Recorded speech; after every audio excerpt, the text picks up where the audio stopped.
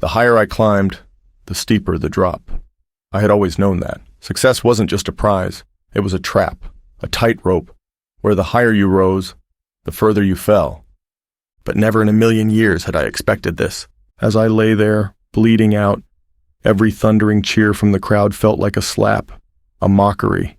I thought I could handle it. I thought I was strong enough to play the game. But now, with blood pooling beneath me, my breath shallow and jagged, it was clear how naive I had been. I hadn't lost this fight. I had handed it over. For him, Domenico, the man who gave me a second chance, the man I should have never let in. The roar of the crowd was deafening. My opponent's fists raised in victory over me. I had sacrificed everything, and when Domenico found out the truth, he wouldn't thank me. He'd hate me, and somehow that hurt more than any punch ever could. Opening. This is an audiobook recording of Prince of the Cage, Mafia Romance, written by J.K. Jones, and narrated by Antonio Fema and Kane Desiree. This is a mafia romance and contains mature themes intended for adult audiences. No part of this audiobook may be reproduced, distributed, or transmitted in any form without the prior written permission of the author. Any resemblance to actual persons, living or dead, is purely coincidental. If you'd like to hear more audiobooks, please like and subscribe. Thank you for respecting the hard work of the author, and we hope you enjoy this story.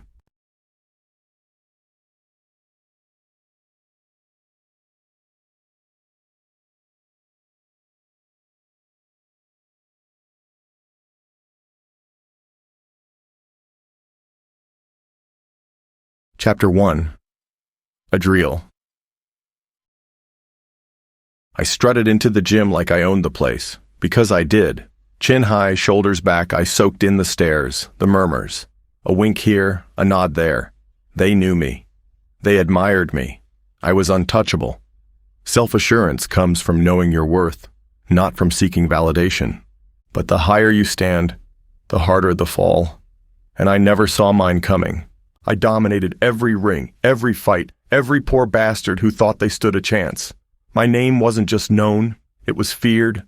Coaches whispered it, challengers avoided it. I walked into a room and respect followed like a shadow. No one could touch me. Until someone did. I slung my bag onto the nearest bench and scanned the gym, my gaze landing on the old jackal himself, Damascus. He was hunched over the front desk, scowling at a clipboard like it had personally wronged him. His receding hairline did little to hide the deep furrows in his brow, and from the way his mouth moved, he was already in the middle of a profanity-laced rant. Classic.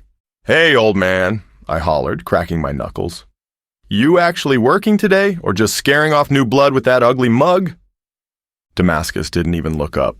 "I'd tell you to go screw yourself, but I'd hate to interrupt your daily routine." I barked out a laugh, grabbing a pair of dumbbells and settling onto a bench. That's rich, coming from a guy who's one bad burrito away from a heart attack. He finally looked up. "You talk a lot of crap for someone who still ain't beat my deadlift record."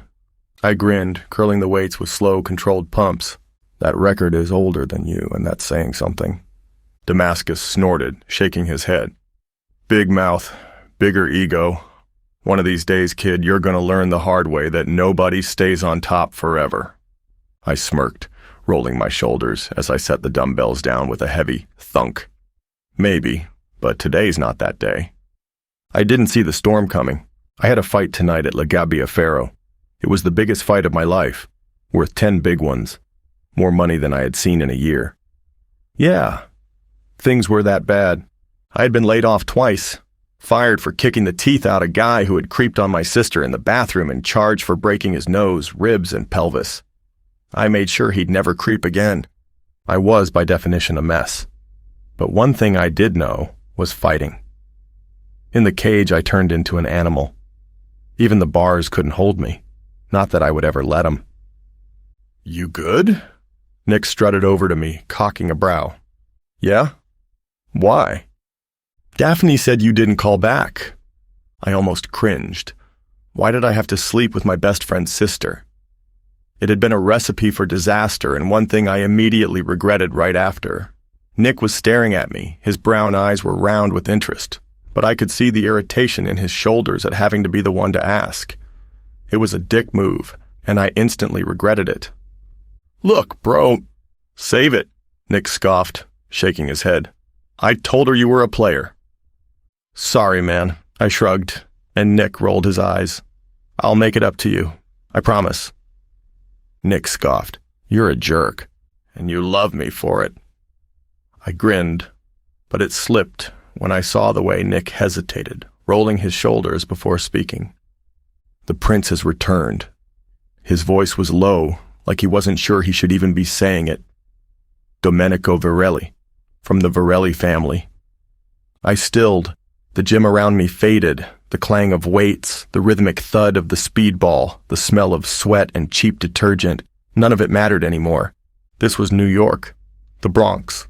The Mafia was always whispered about in the shadows. But Domenico, he was different. Because he was the first boy I ever screwed. It had happened on a blinding, confusing night, before Dom was sent away to boarding school. We were fooling around at the docks, testing boundaries, testing each other. Then suddenly, he was shoving me against the concrete wall, lips sealing over mine, tongues dancing. I exploded in his fist with a strangled shout. The next day, he was gone, sent away. I never heard from him again. And now, he was coming back. I stood there as Nick told me, my heart hammering. What did it matter anyway? That was 4 years ago.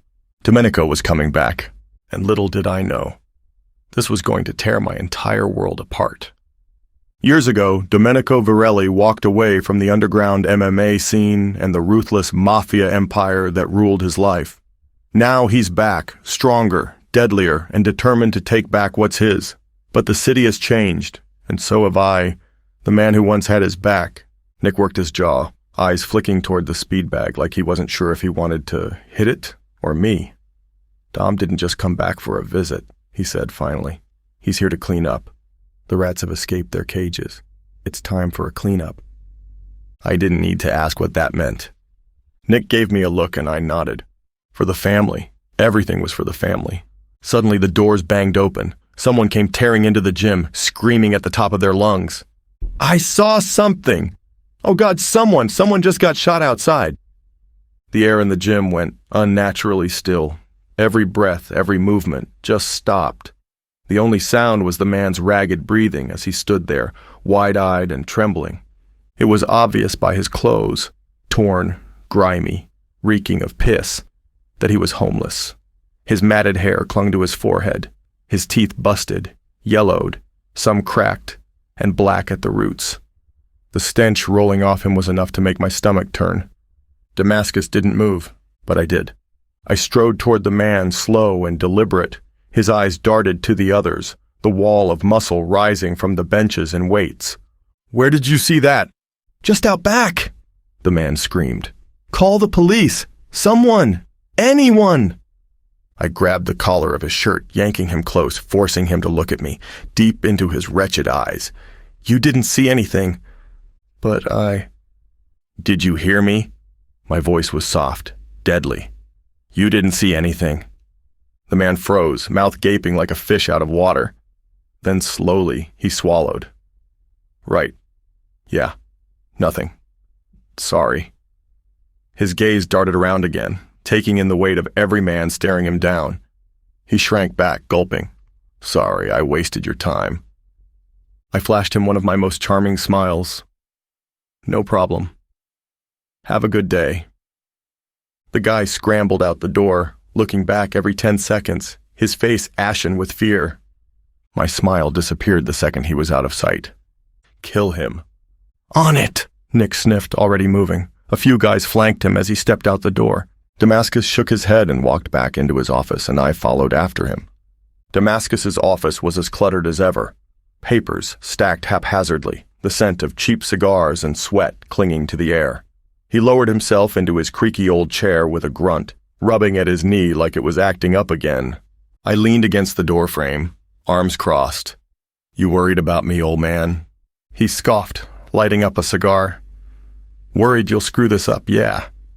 He took a long drag, exhaling a cloud of smoke that curled in overcast sunlight coming from the window. You and Nick need to be sharp tonight. Virelli's bringing in serious money. You make them happy, maybe you walk away with a fat envelope." I smirked. "You mean you walk away with a fat envelope?" Damascus grunted, not denying it. The truth was, his gym had been struggling, until the Virelli family took it over. Since then, business has been booming. New equipment, steady clientele, and fighters who never asked too many questions. In return, Damascus just had to turn a blind eye, pretend he didn't see anything. I knew it didn't sit right with him, but survival meant compromise. Before I could needle him any further, the door burst open again. One of our guys, Lorenzo, stood in the doorway, his face pale. "Boss," he said, "it's bad. Out back." Damascus shot me a dirty look, but what could I do? These were times of war, and whoever flinched first would end up dead last. He pushed off his chair, storming out the door, and I followed. The alley behind the gym smelled like piss and damp concrete, but that wasn't what had my stomach twisting. The body was sprawled near the dumpster, a pool of blood glistening beneath the flickering streetlight. His eyes were still open, cloudy and lifeless. It was the homeless guy. Nick was there, hands in his pockets, his face blank. He glanced up when we arrived. "Took care of it." I stared down at the corpse. That should have been the end of it. A problem cleaned up, loose ends tied, but something felt off. Damascus felt it too. He ran a hand over his stubbled jaw, eyes narrowing. This was too fast. His gaze flicked to Nick. "You pulled the trigger." Nick shook his head. "Didn't have to." I turned sharply. "What do you mean?" Nick nudged the body with his boot. "He was already dead when we got here." The air grew colder. Someone else had gotten to him first. Who the hell could have moved that fast? It just didn't make sense. Nick had followed the guy right outside the door. I stared at Nick, and the look he shot me sent a chill down my spine. "All of you get inside," Damascus muttered, looking around, his eyes searching to see if we were being watched. We all headed back inside, Lorenzo and the others shooting me a concerned look, but there wasn't much we could do about it now. We were all strapped, and that would have to do for now until we figured out what was happening. Damascus swore under his breath, dragging a hand down his face. "Get your ass on the mat, Adriel. Now." I exhaled sharply, rolling my shoulders, but the tightness in my gut wouldn't settle. Something about the body being taken out before we could even handle it. It didn't sit right. "Adriel, now." Nick was already climbing into the ring, rolling his wrists, stretching his neck from side to side. He gave me a lazy smirk. "You look tense." I shot him a look but stepped up anyway, cracking my knuckles. Damascus stood at the edge, arms crossed, his usual scowl deepening. "You embarrass me in front of the Virellis tonight. I'll personally beat your ass before they get the chance," he growled. I smirked. "I'll try to make it quick then." Nick grinned. "Cocky bastard." We circled each other, our footsteps whispering against the mat, light but deliberate. The gym lights buzzed overhead, their electric hum a restless thing, impatient, waiting for the inevitable clash. Shadows stretched long and sharp beneath us, shifting like silent spectators, hungry for blood. And yet, beneath the rhythm of movement, beneath the tension winding tight in my muscles, something else slithered through the air, an unease that curled around my spine, cold and insistent. The prickle at the back of my neck wasn't just nerves, it was a warning. The kind you ignored at your own peril. But none of that mattered now because I had to focus. Nick struck first, a quick jab, testing. I dodged, shifting my weight, my mind falling into the fight. Whatever was coming tonight, whatever mess was brewing outside this ring, didn't matter because right now, there was only this. I headed home after that, occasionally looking over my shoulder at the rough neighborhood. Highbridge, a place so rotten that even EMS wouldn't venture here unless they had a death wish. The streets watched in silence, their cracked pavement scarred by time and neglect. Wraith-like children clung to the edges, their hollow eyes tracking movement with a quiet, desperate hunger. Trash choked the gutters, swelling with the sour breath of rot and filth. The air hung heavy with the stench of piss and something older, something forgotten. Laundry trembled on rusted fire escapes, whispering secrets to the wind, while a car alarm screamed into the night, its cries lost beneath the deep, throbbing pulse of rap music spilling from an open window. The city was alive, but it did not care. It never had. Hugging my winter jacket closer, I hiked my duffel bag over my shoulder, the bitter wind bleeding underneath my white gray goose coat. I weaved through the alleyways, knowing that the most dangerous thing here was me and my fists. Or so I thought. I heard it before I saw it. Footsteps pounding on the concrete. I turned just in time to see a body barreling into me. I grunted as I smashed into the wall. I lifted my fist into the man's gut, then punched him so hard his jaw shattered, teeth scattering on the ground like tic-tacs. 3 more slammed into me, blocking my retreat. I was just about to swing when the click of a gun made me freeze. "Stop, or I'll blow your freaking head off." I turned and looked straight into my probation officer's eyes.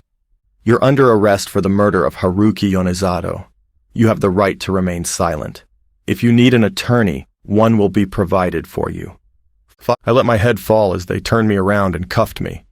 I glared at Rick because he knew damn well I had no idea who the hell Haruki Yonezato was. The charges were bull. The cold bite of steel closed around my wrists, and I clenched my jaw as Rick yanked me forward. The other officers moved in, keeping their guns trained on me like I was some kind of rabid animal. The air stank of piss and damp concrete, the alley buzzing with the hum of distant traffic, the occasional wail of a siren. I took a slow breath, steadying myself, my mind already working through this mess. Haruki Yonezato. Never heard of him. Which meant one of two things. Either I was being set up, or someone had just painted a target on my back. "Don't look at me like that, Adriel," Rick muttered, shoving me toward the waiting car. "You know how this works." I let out a short laugh, low and bitter. "Yeah? And you know damn well I have no idea who the hell Haruki Yonezato is." "Doesn't matter. Someone says they saw you, and that's enough." "Bull." I twisted to glare at him, my breath curling in the freezing air. "You know it's bull." Rick didn't answer. His jaw was tight, his face unreadable. That pissed me off more than anything. The squad car door swung open, and I was shoved inside. The door slammed, sealing me in. "You're screwing with me, aren't you?" I demanded, staring up at Rick. Overhead the lights pulsed weakly, their pale shine stretching my shadow thin across the cold, unyielding floor. My wrists were cuffed to the damn table, the cold steel biting into my skin. This had to be a joke. A bad one. Especially since I had the fight of my life tonight. Rick leaned back in his chair, his arms crossed. The bastard was enjoying this. He tossed a folder onto the table and flipped it open. Several blocks away from Damascus's gym, a man lay with his head caved in, brains spreading across the concrete like splattered meat. Who the hell was this? Then I thought back to the homeless man, the dead body he'd been raving about right outside the gym. Now there were 2. Did Rick know about the homeless man? No, I trusted Nick to get rid of it. But why hadn't they taken care of this one too? Things weren't making sense. "I don't know who that is or what." "We found your fingerprints on the murder weapon, a mallet." "I can tell you 10 people who saw me at the gym." "You'll get 25 years to life," Rick declared. That seized my breath. I didn't do it. "According to eyewitnesses, yes? You did." Rick closed the folder. "I can make it go away." My entire body tensed. Rick stared back at me, his eyes gaunt, cheeks hollow. Too many criminals, and not enough wins. Something told me he had been the type of guy who once wanted to enact change, who told himself that by being a cop, he was doing something good in the world. But that was before everything turned to crap, before he realized the ugliness kept growing, festering like a disease. "What do you want?" I asked, but I already knew it was what they all wanted. Getting petty gang members meant nothing these days. They wanted the kingfish, the top dog. They wanted Domenico. "I want a lawyer," I said, panicking. "You can't say anything to me without a lawyer." Rick said nothing. The door clicked open, and 3 guys stepped inside. Then the door clicked shut. "Do you think anyone would miss you?" Rick asked. Adriel Mendez, up-and-coming MMA fighter at La Gabbia Faro, who nearly beat a man to death for spying on your sister in the women's bathroom. "The guy was a freaking creep. You fractured his hips. He won't ever walk again," Rick said. "Your sister, Jenny, works at Denny's, the one threatening foreclosure. I assume she'll be out of a job in a few weeks. I also heard she's looking to move in with her new boyfriend uptown." Rick leaned closer. "Nobody would miss you." My heart lurched. Because he wasn't wrong. I'm too damaged to be loved. I often felt like the scars from my past were too deep, too permanent, and that no one could ever look at me without seeing the damage. So I kept my heart closed, believing love was out of my reach. I realized where I'd made my first mistake. Rick was a man with nothing to lose, his back against the wall, and he'd claw his way to freedom. He slid a piece of paper over to me, stamped with the NYPD seal. "This is your confession to the murder of Haruki Yonezato, and I'm willing to enforce your signature." Hot bile inched up my throat. It wasn't an empty threat. These guys were strapped, and if I didn't do what they said, I'd be dead. "What the hell do you want?" Rick smiled sadly. "I need someone inside, an informant, someone who can get close to Domenico and report back to me. That can be you." "I don't know Domenico like that." "You will," Rick said, his voice full of confidence. "Tonight during your match, make sure you win." "Hell no. If I do that, I'm as good as dead." "You'll be dead either way," Rick said, his face completely blank. "So, what's it gonna be?" It was like I said in the beginning, the higher you stand, the harder the fall. I just didn't realize how far I'd have to drop.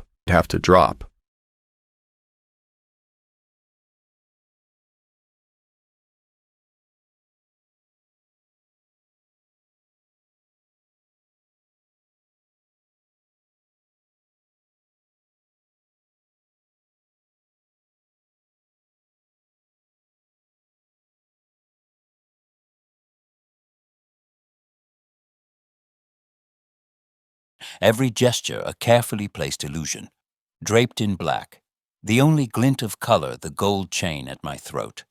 I slipped into La Gabbia Faro. The arena pulsed with raw energy, thick with the scent of sweat, blood, and something sharper, anticipation. Lies had built this world. Tonight, I would use them to tear it apart. The crowd was ravenous, their voices a fevered roar as fists collided below. Violence was their worship, and they were insatiable. I was led to a private booth high above the cage, where I could see everything, the fighters, the desperation, the moment a man realized he had already lost. Perfect. I climbed to the booth above the cage, the air dense with sweat, beer, and something meaner, something restless. The crowd roared below, a living thing with too many mouths, its hunger vibrating through the walls. The announcer's voice crackled, drowned beneath the weight of it, his mic spitting static like a dying breath. Inside, the booth was draped in deep red velvet, the kind that soaked in the light. A sleek balcony railing overlooked the cage below. On the couch, a woman lounged, one leg crossed over the other. Her dress, slit high, spilled over her thigh, and the plunging neckline left little to the imagination. She smirked, lips too red, eyes sharp. "Alessandra," I said tightly. What an unwelcome and utterly disastrous surprise. "All for you, Domenico," she said, and nodded to one of her guards. "You've been avoiding me." "For good reason, I assure you," I replied, straightening my suit and sitting beside her. "What dirt hole did you climb out of, and why are you in my territory?" "It's Don's territory," she corrected, lounging on the couch. She crossed and uncrossed her legs, and I almost saw the bodyguards in the room break out into a cold sweat. "Or did you forget who your Don was?" "How could I when you remind me every 5 freaking minutes?" I said, smiling. The waiter arrived with 2 flutes of champagne, and I gestured toward them. Champagne? Her blood-tipped smile widened. "Is it poisoned?" "No, thank you, cousin. I'll be fine with this." She dangled a tiny bag between her pinched fingers, and I rolled my eyes. Alessandra sniffed, wiped her nose, then straightened. "You're in trouble." "Oh? What did I do this time?" "Nico wasn't happy with the way you've handled the Yakuza," Alessandra said. "It was sloppy." "Do you know what else is sloppy? Showing up with barely anything on. That's pretty sloppy to me." "Nico wants to visit." I stamped down my horror. The child soldier my cousin raised from boyhood to manhood was more terrifying than all my men combined. He was forged in a lab, a killing machine with no trace of empathy. It was rumored he had slaughtered half the Virelli family, including the old Dom, Giulio, and his older brother. Not to mention Giovanni Morello, Sal Salvatore, and his precious daughter, Sofia Salvatore. These weren't small slights. "And we will welcome him with open arms," I replied. "He is Don's partner, after all."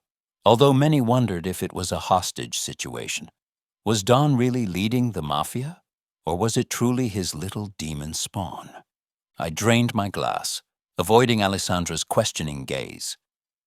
"Was there anything else, sweet cousin?" She turned her head toward the cage. "Why do you waste money on this endeavor? Watching men fight like beasts. It's disgusting." I leaned back, a small smile playing on my lips. Men enjoy the brutality. It's in their nature. They crave anarchy and violence. It's how they prove they're alive. In a world where everything is sanitized, this is their raw truth. "Is that what you tell the families when you're cleaning up the mess? Or shoving the bodies in meat grinders?" Alessandra snorted. My gaze fixated on her. "No. I guess we can't all kill our brothers and fathers in cold blood and go about our daily lives like it's nothing." Alessandra's face turned ashen. "I had nothing to do with what that monster did," she hissed, breathless. "Maybe. Maybe not. But you still benefited the most from it. How's your new position as Capo dei Capi going?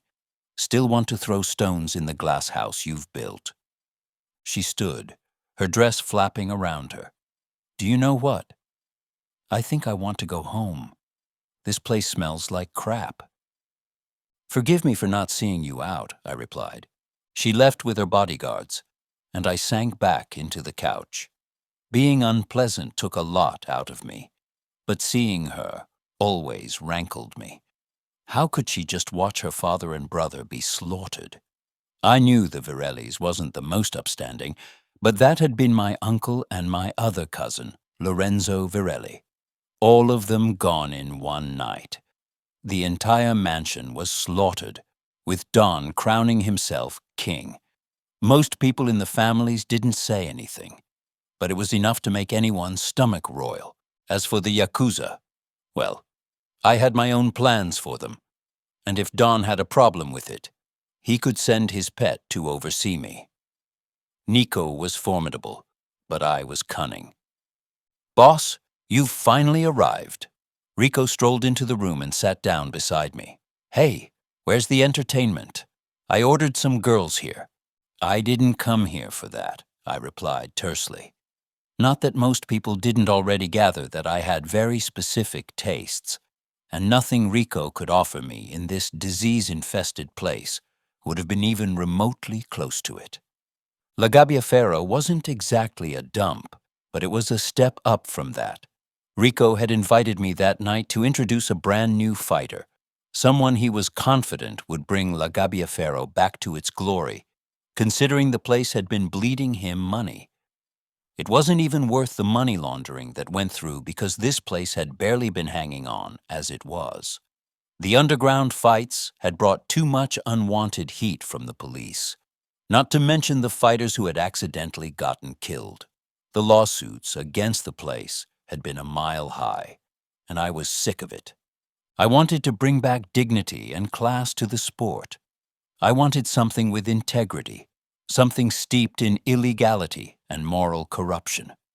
Several years ago, the Mafia had been about family, about sophistication and honor, but now there had been nothing left, all of it shredded under the weight of wickedness. I turned back to the arena, pleasantly surprised that Rico had cleaned it up. Before, the fights had taken place in a cement rectangle pit, covered in bloodstains, a death trap.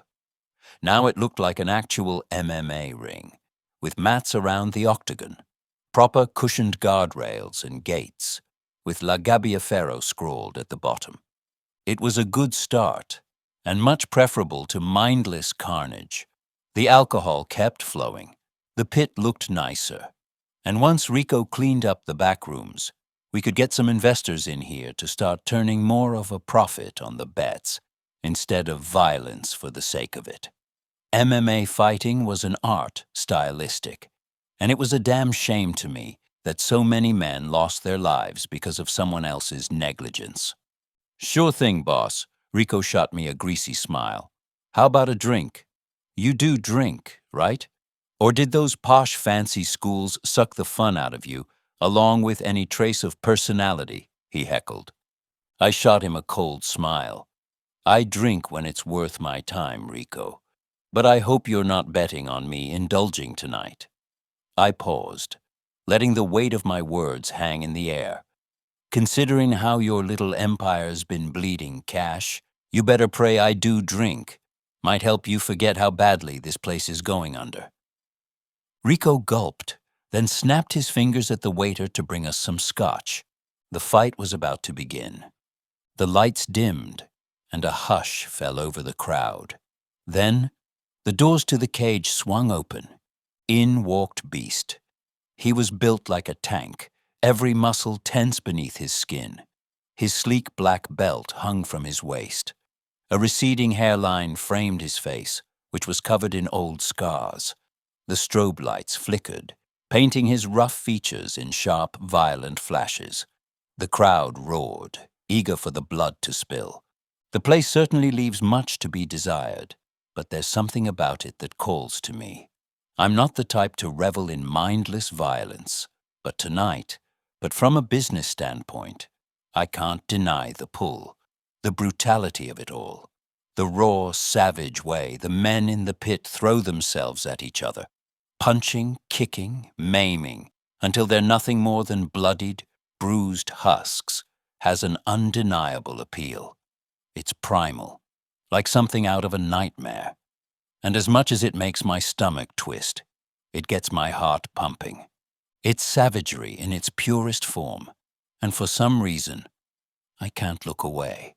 The waiter passed me a glass of whiskey, and I took a sip, letting the burn slide down my throat, my eyes still fixed on Beast as he lifted his fists in the air, roaring his descent into the cage. Ladies and gentlemen, tonight we are hosting in honor of our Lord and Savior, Domenico Virelli, no holds barred. I frowned, turning to Rico. What does that mean? A fight to the death, he grinned. I shot him a look that could have frozen hell. I mean, figuratively speaking. Rico swallowed hard. In MMA, no holds barred means there are no rules. Anything goes. Strikes, submissions, everything. It's a free-for-all. In one corner, we have the Beast, two-time champion, undefeated in his weight class, known for his raw power and ruthless fighting style, standing at 6 feet 4 inches, weighing in at 265 pounds. A living legend. The announcer's voice boomed, and the crowd erupted in a deafening cheer. The lights flickered as Beast raised his fists in the air, his roar shaking the air, feeding off the crowd's frenzy. He looked like an animal, ready to tear anything in his path apart. And in the other corner, we have the Fox, undefeated in his last 10 matches, a master of technique and strategy, with an almost unearthly agility. Standing at 6 feet 1 inch and weighing 185 pounds, his speed and fighting style are unmatched. And then he walked in, I froze. Drink to my lips, my vision flickering as Adriel Mendez stepped into the arena. God, he looked exactly the same, but different. His lips curled into that familiar cocksure grin, and he wore tight red shorts, practically painted on, highlighting every inch of muscle on his body. Jesus. I quickly lowered my glass, my eyes raking across his smooth bronze skin. The lights felt too bright, and suddenly I was transported back to my early days at Damascus's gym, hanging around, working out, talking with Adriel. Adriel and his baby sister Jenny, who had become my refuge when the Mafia world had gotten too overwhelming. Adriel, who had welcomed me with open arms.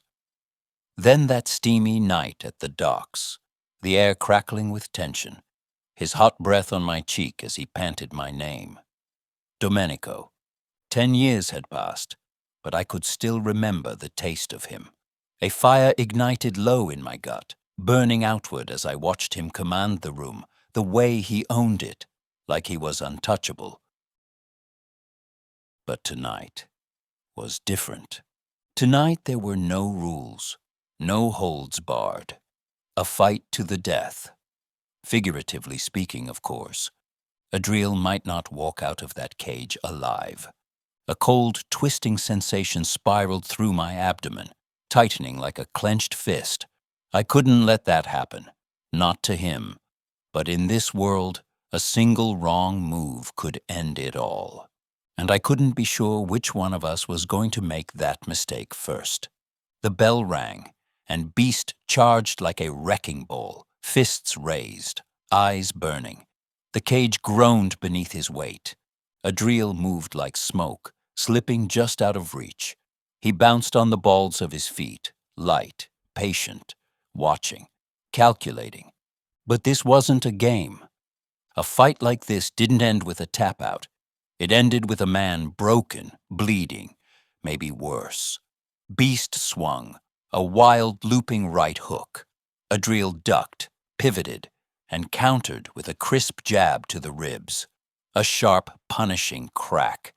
It barely slowed the bastard down.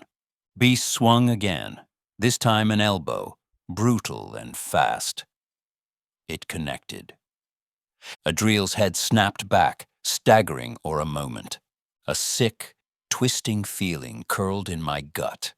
Beast didn't hesitate. He grabbed Adriel, yanked him in, and drove a knee into his stomach. Air fled his lungs in a choked gasp. Another hit. A hammer fist to the temple. Adriel crumpled. No. Panic coiled in my chest, ice cold and paralyzing. Get up, Adriel, I chanted mentally.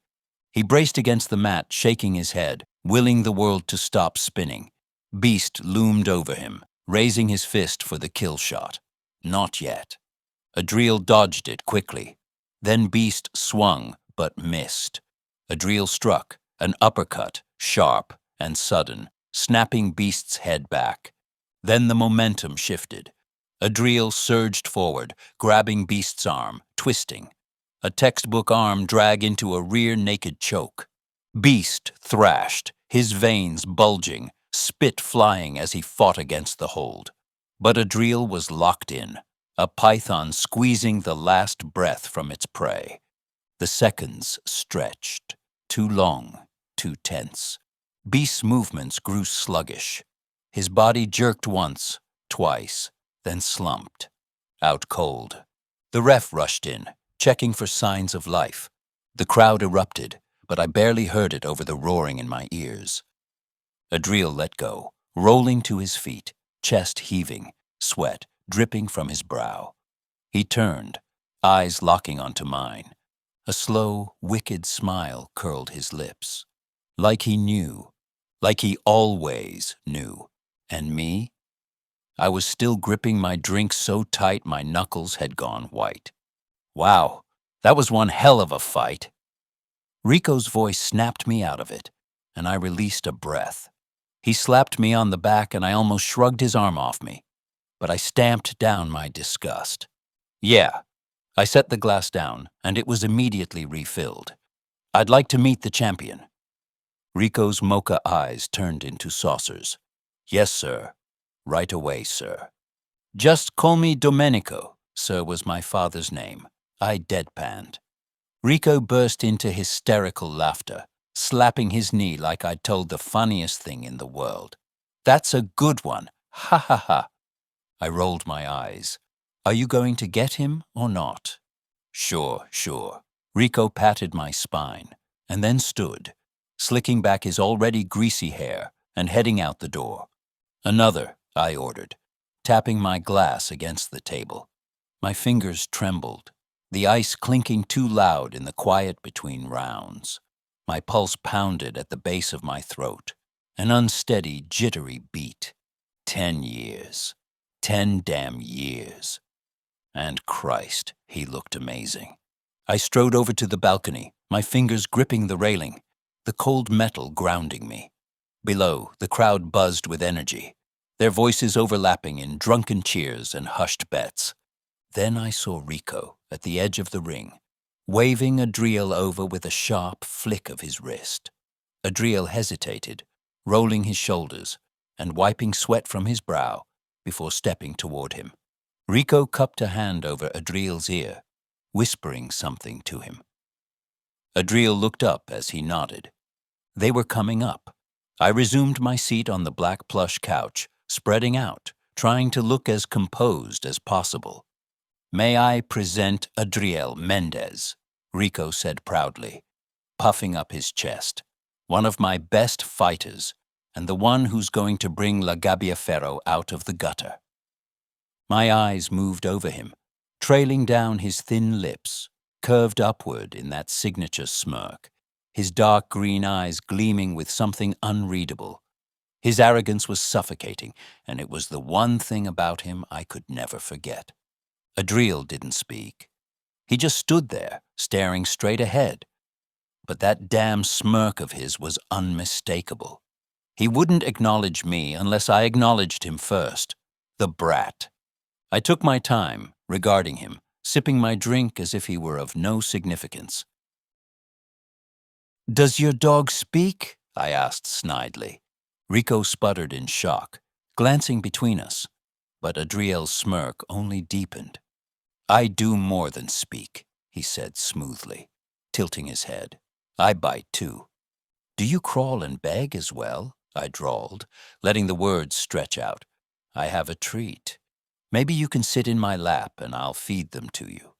I watched the irritation flicker in his eyes. Subtle, but there. Just beneath that cocksure exterior. "Careful, Domenico," he murmured. "You might find that I still have a taste for you." My pulse jumped at the thought of him on his knees for me. I was just about to speak when I caught movement from the corner of my eye. Metal glinted in the low light as the waiter wrenched out a dagger and lunged toward me. I almost scoffed at his audacity, already slipping out the poison-tipped throwing stars up my sleeve.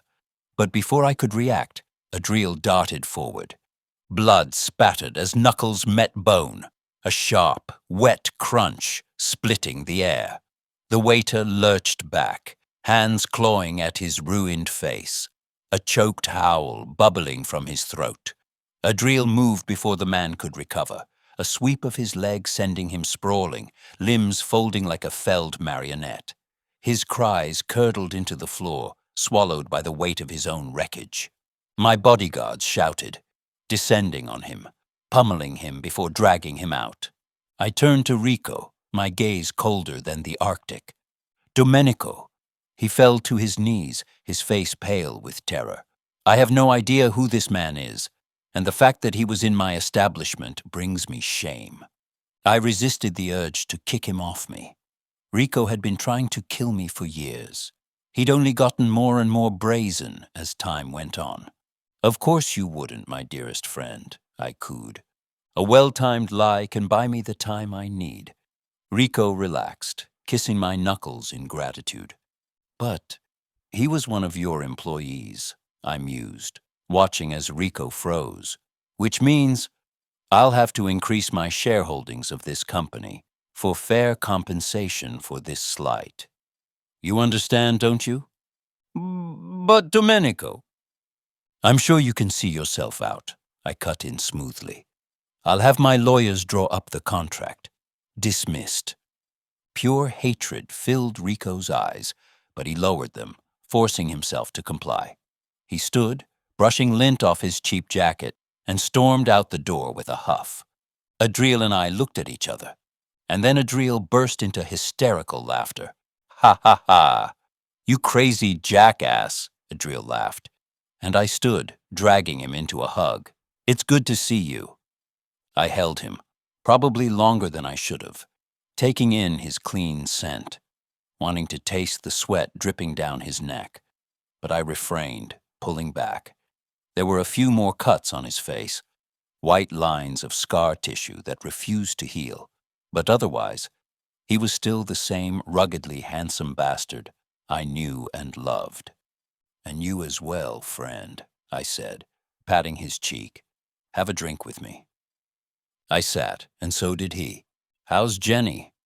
A pain in my ass, Adriel said, as a new waiter came by and passed him a beer. But who's complaining?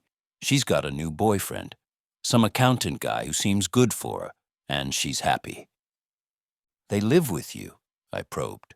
For now, but I'm hoping this gig works out so I can move further upstate. I hate taking the subway.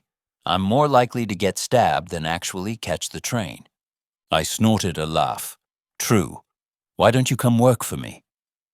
The words were out of my mouth before I could stop them. Adriel gave me a look, pulling back. Nah, I'm straight, Domenico. I don't mean anything illegal, I hurried to clarify. You're already in my crew, but I'm in need of an enforcer. That sounds pretty illegal to me, Adriel snorted. How about I sweeten the deal, I said. You come work for me, and you can live on the compound. That's as close to upstate as you can get. Plus, I'll pay you a decent salary, and you'll be on a rotation, so it won't interfere with your fighting. What do you say? I say you're full of it. An enforcer job is illegal, but it's no different than what I do right now. And I do need the money. So, we have a deal, I smiled. He hesitated, looking unsure. Look, I don't need you because you're fast. I need you because you're honest. Adriel scoffed. And that's only because you're a liar, right? I smirked, swirling the amber liquid in my glass. Exactly. A liar and an honest man. It's the perfect balance. Adriel rolled his eyes, tipping back his beer. That's so? A liar sees the world for what it could be. Fluid, ever-changing. A game of perception. An honest man sees it for what it is. Rigid, unyielding, bound by rules. But together, we see everything. I need someone like you to keep me grounded. And you. You need someone like me to show you the angles you don't see. Adriel watched me, expression unreadable. Then he shook his head with a laugh. You always did have a way with words, Domenico. I lifted my glass in a mock toast, and you always saw right through them. Fine, we have a deal, you bastard. But I said it before. Nothing illegal. I'm straight now. I'm trying to better myself, you know? Trying to make it. We shook hands, and I may have held on a little longer. Nothing illegal, I promise. It was a white lie, nothing too serious. Besides, Adriel would come to realize that working for me was in his best interest, whether he liked it or not. Besides, with how delicious he looked now, I doubt we'd be doing much work anyway.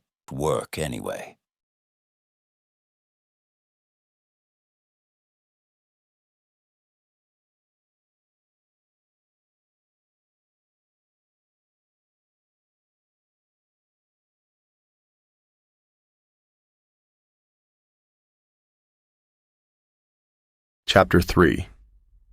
Adriel.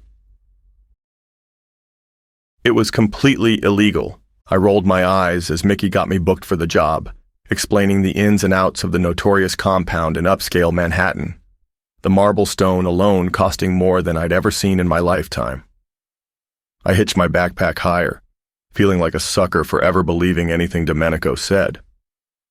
But that was part of the bastard's charm. Ask yourself, why would I be so attracted to a lying, cheating scumbag? Because he was sinful to look at. But more than that, I knew Domenico.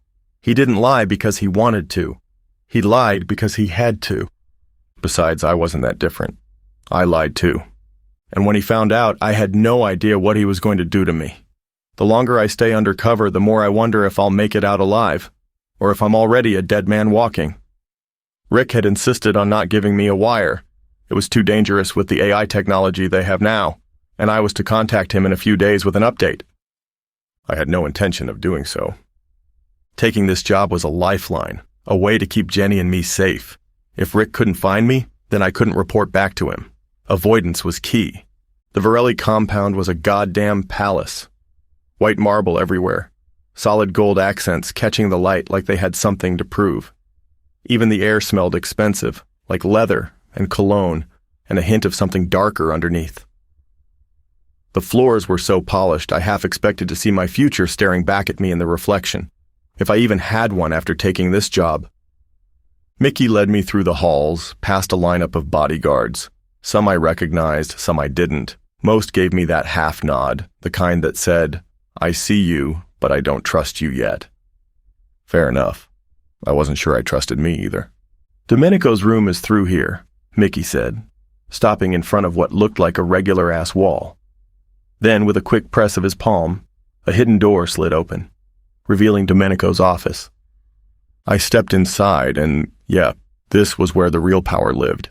The desk was all glass and steel, sleek and sharp, like it could cut you if you leaned on it wrong.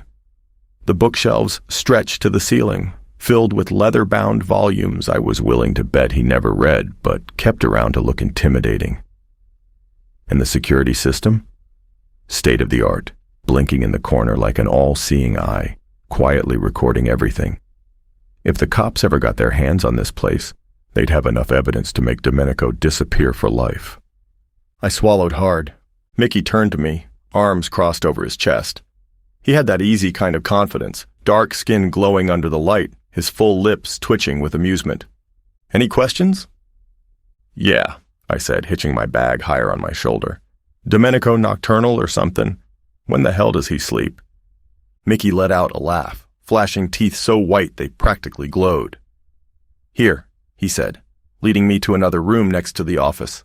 I stepped inside and, Jesus! The place was massive. Bay windows extended from floor to ceiling, overlooking Central Park like it belonged to him. The bed was so big it could fit half the damn city. Black silk sheets pulled tight. A single armchair sat near the window, like it had been waiting for me to take a seat and confess my sins. The whole vibe was sleek, expensive, but not overdone. Just enough to remind you whose world you were standing in. "Wow," I muttered. "Looks sexy in here." "Damn right it does," a familiar voice drawled behind me. I turned, my stomach flipping. Domenico stood in the doorway, crisp navy blue suit hugging his frame like it had been stitched onto him. The top few buttons were undone, exposing just a tease of dark chest hair, and I swear to God, my body reacted before my brain could catch up. The bastard was too good-looking for his own good. For my good. "Want to try it out?" he asked, smirking. "The mattress is especially firm." I let out a nervous laugh. "Ha, nah, man, just, looking." His brow lifted like he knew I was full of crap, but he let it slide. "Get settled in," he said, stepping back. "We got a job tonight." I let out a breath, trying to calm the hell down, but my pulse was still hammering, my body already betraying me. I dropped my stuff into the bedroom, and then got fitted into my brand new bodyguard suit. It was cliched as hell, all black, but mine was different. A crisp white button-up, open at the throat, gaping just enough to tease. A distinctive golden pin gleamed at my lapel, signifying my rank. Enforcer. Christ, if Jenny could see me now. I was introduced to 3 new guys, Dean, Ray, and Franco, who would be serving under me. Not that it mattered much. My job was to be with Domenico, his right-hand bodyguard, his shadow. We all piled into the limo parked outside Domenico's barrack. Inside, a woman I didn't recognize sat beside him, legs crossed, exuding the kind of effortless arrogance that came with old money and dangerous connections. "Adriel, this is my annoying cousin, Alessandra." "Alessandra, this is Adriel," Domenico said. "Hi, nice to meet you." "I don't care," she cut in, slipping on her sunglasses and staring out the window like I wasn't worth the breath it would take to acknowledge me. She wore a plunging black dress that left absolutely nothing to the imagination. Her jet black hair twisted into a sleek knot, piled high on her head. "Tough crowd," I muttered. Domenico laughed. "She's a witch and she knows it. Don't take it personally. Kicking people in the balls is how she says hello." "I'll kick you in the balls if you don't stop talking," she muttered. Domenico rolled his eyes, and for a second, he looked so damn young that I was almost shocked. This was the guy half of New York wanted dead? Here he was, cracking jokes, laughing like the world wasn't hunting him down. His gaze dragged over my suit, lingering in a way that made my skin heat. "What?" I asked, suddenly self-conscious. "Do I look like a monkey in this?" "Quite the contrary," Domenico purred, voice dropping into something low and wicked. "I don't know whether to stare at you or peel it off you." "Can we keep the conversation at PG level?" Alessandra snapped. "I'm trying to think." "Keep trying, honey," Domenico shot back. "You have so few brain cells, we'll be here all day." I snorted a laugh as she turned to him with a look so sharp it might as well have been a heat-seeking missile. We continued the ride in silence, but I could feel Domenico's eyes skimming over me, his gaze like a phantom touch, reaching to brush against my skin. I shivered, but kept my gaze fixed ahead, ignoring the blush creeping up my neck. Would it be like it was before he left for boarding school? Then again, Domenico wasn't the same boy he used to be. There was something different about him now, something hardened, like steel left too long in the fire, reforged into something colder. The softness he once had was gone, burned away by blood and betrayal.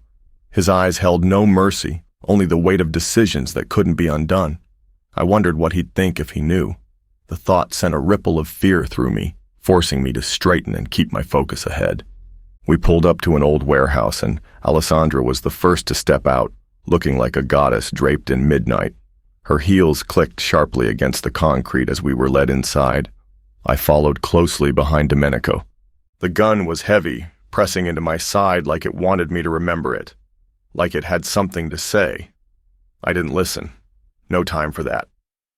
We stepped forward, deeper, the night stretching ahead, waiting, watching. In the middle of the room, a mulberry rug sprawled across the concrete, too rich, too alive, like someone had spilled something expensive and let it seep, stain, spread. It didn't belong here. None of this did. And there, right in the middle of it all, was a man with shocking white hair, dressed in a sleek black suit and tight black slacks. Tattoos wove up his neck and spiraled down his arms, dark ink standing in sharp contrast against his pale skin. But what made me stop short, what made my stomach drop, was the boy sitting on his lap. I balked. Park Sung-ho, the infamous K-pop star. Beady black eyes drilled into us like he already knew something we didn't. White cap backward, earrings catching the light every time he moved, shifting just enough to remind us he was there. The windbreaker, pink, pale blue, white, matched the loose pants, too soft, too delicate, like he should be breakable. But he wasn't. Not with the way he melted into the man's lap, limbs draped, weight settled, like danger was nothing but a whisper in the air, like he belonged in it. Beside him, the man barely moved, just an arm resting along the couch. The slow, easy sprawl of someone who didn't need to try. A falcon, patient, poised, waiting for the right moment to strike. His eyes flicked over us, a passing glance that saw too much, and then that slight curl of his lips, just enough to say he knew. "Domenico," he breathed. His voice wasn't loud, but the deep baritone sent a shiver down my spine. This guy wasn't just dangerous. He was lethal. "And Alessandra," he continued. "This must be a nightmare." Alessandra sighed, looking entirely unimpressed. "What are they calling you now, cousin?" "A baboon's ass." "Oh, I know," Domenico chimed in, feigning a snap of his fingers. "The white baboon's ass." I stifled a snicker, biting my lip so hard I nearly drew blood. "You dare come inside and disrespect," Paik Seung-ho hissed, but the man silenced him with a slow stroke down his back. "Pet, it's fine," he murmured. "This is my cousin, Domenico Virelli, and my other cousin Alessandra. Welcome." "Yeah, enough with the formalities." Domenico waved him off and sank into the seat across from him. "Let's talk business." "Not unless you address him by his proper name," Paik Seung-ho snapped. "He is Baigo." "The White Tiger." "The White Tiger?" The name tasted wrong, heavy, like something I shouldn't have heard. Victor, though, he wasn't listening. His gaze stayed locked on Paik Seung-ho, on the slow, almost absent-minded way his fingers traced up and down his back. Possessive, familiar, pet. That's what he'd called him. The words slithered through the air, wrapping around my throat, making me shudder. Paik Seung-ho, a global K-pop idol, a name known in every corner of the world. And yet, somehow, the White Tiger had his claws in him, deep enough that he didn't even seem to notice he was bleeding. "Does he come with a muzzle?" Domenico asked, rudely jabbing a finger at the boy. Victor smiled, but it wasn't a kind smile. It was the kind that made my skin crawl. Before I could react, something hard pressed into the small of my back. I froze. So did Domenico, as a gun was leveled against the back of his skull. Alessandra gasped as several more guns trained on her. When the hell did these guys get the drop on us? It must have happened while we were talking. Across from me, Paik Seung-ho visibly relaxed, his expression morphing into satisfaction as Victor stroked his cheek. "Happy, pet?" "Immensely," the boy purred, looking all too pleased with himself. "It would have been funny if I wasn't about to get my head blown off." "I don't disrespect you in your home, Domenico," Victor said smoothly. "I expect the same courtesy. Understood? Or else my pet will be mad. And I don't like when my pet gets mad." "Fine," Domenico grunted. "Are you finished?" The pressure at my spine vanished, and I slowly exhaled.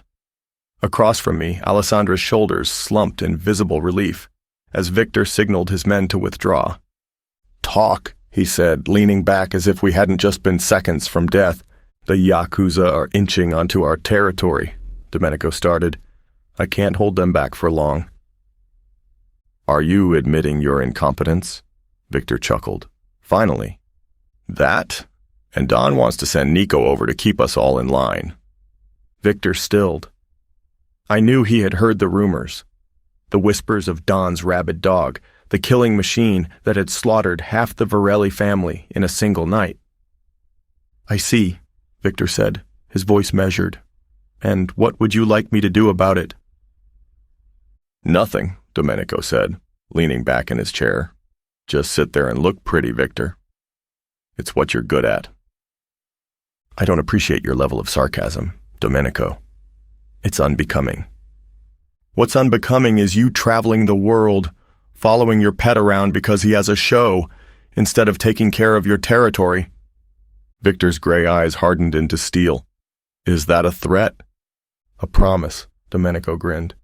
"And what does the father of lies have to do with this?" Victor snapped, his composure visibly cracking. "Nothing," Domenico shrugged. "But then again, I'm sure Don won't be happy to see how you've integrated yourself with the Koreans. You don't think I recognize another alliance when I see one? You've been cozying up to the Kangpei, not as sophisticated as the Yakuza, I might add, but still formidable." Victor's jaw twitched. "I see. And you've come here to what? Intimidate me?" "Just remind you who your family is," Domenico said smoothly. "The Virelli family. La Gabbiaferro needs round-the-clock care. We need men to protect our assets. Understood?" "Or else what?" Victor demanded. Domenico smiled, then cocked his gun. I stared in wild shock as he pointed it straight at Paik Seung-ho's head. The boy's eyes widened, disbelief flashing across his face. He hadn't seen it coming. Victor, however, just started laughing, hard and long. "Ha ha ha. You know I'd shoot you before your bullet ever left the chamber," he chuckled. "Not fast enough," Domenico smirked. Besides, your pretty pet can't dodge that fast. Victor nodded, the mirth in his eyes dimming just slightly. Fine, I will do my part, as they say. Good. Domenico tucked his gun away. That's all I wanted to hear. He stood, holding out his hand, and Victor clasped it firmly. The father of lies has returned. Good to see you, Dom, Victor said. Send Nico my regards. Will do, Domenico replied, waving him off as he strutted toward the door. Alessandra stepped forward, kissing Victor's cheeks, cupping his face with a soft smile before turning to Peek Seung-ho. She patted his arm, and in response, he hugged her. It was, without a doubt, the most bizarre family reunion I had ever been to. As the doors slid shut behind us, I caught one last glimpse of Peek Seung-ho leaning in, pressing his lips to Victor's in a slow, deliberate kiss. Then the heavy metal door slammed closed. I hit the gym the next day, took a car straight to Damascus's place, and went at the bag like it had all the answers I needed. Fist, leather, thud. Over and over, the impact kept me grounded, kept me here. But my mind was a freaking mess. Last night had been a circus, Victor, Domenico, the whole standoff, like something out of a damn movie. And me, right in the thick of it, acting like I belonged. Like I wasn't sitting on a secret that could get me killed. I didn't even know the rules of this game anymore. I didn't know who I was up against. One wrong move, one slip, and I was done. I was so deep in my own head that I didn't hear the footsteps behind me until, hey! A small figure climbed onto my back, tiny fists pounding at my shoulders. I tensed, ready to swing, but then I heard the laugh, bright, familiar. Hey, Bug! I grinned, grabbing her and twirling her around. Jenny shrieked, laughing as I spun her before setting her back down. My kid sister, all sandy brown hair and a megawatt smile, stood there with her hands on her hips, pouting. You laughed without saying a word, she huffed. Ha, yeah, sorry, not sorry. I laughed, but it sounded too high, almost hysterical. How could I tell her that the cops had turned me into a snitch, and that if Domenico found out, we'd both be roasted meat? Yeah, sorry, Domenico came back, and offered me a new job, so I decided to take it, I said, ruffling her hair. But I'm around. How'd you get here? Are the guys treating you well? Jenny beamed. Hell yeah, Domenico said I could use his car whenever he wanted, actually. He said he'd help me and Jerry get an apartment uptown, out of this dump. I'm so happy, Adriel, I could cry. Like literal tears. Haha, yeah, I chuckled. Damn. That's crazy. I smiled, but it felt wobbly. Why was Domenico being so nice to her? Was it because I took the job to be his enforcer? She'd hate me if she found out what I was doing, and her life would be in danger too. Look, Jenny. What's this? Domenico's voice interrupted our conversation. All work and no play. Why don't you spar with someone? I haven't seen you fight in ages. I noticed then that everyone in the gym was watching us, and I had no idea when Domenico arrived or what he was doing here. Then again, he probably had business with Damascus. Nah, I laughed.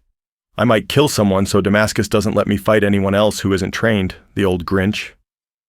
I heard that, Damascus shouted from his office, and it's not that I won't let you, but you try to kill everyone, even the trainers, you dog. I gave a helpless shrug, smiling at Domenico. Why not Nick? Jenny asked, twirling a lock of hair around her finger. He's pretty much your equal, and you won't kill him. Yeah? Says who? I demanded, outrage building that she thought that. He's your best friend, Jenny giggled. Before I could respond, Domenico grinned, stepping closer to me. How about I step in then? You and me.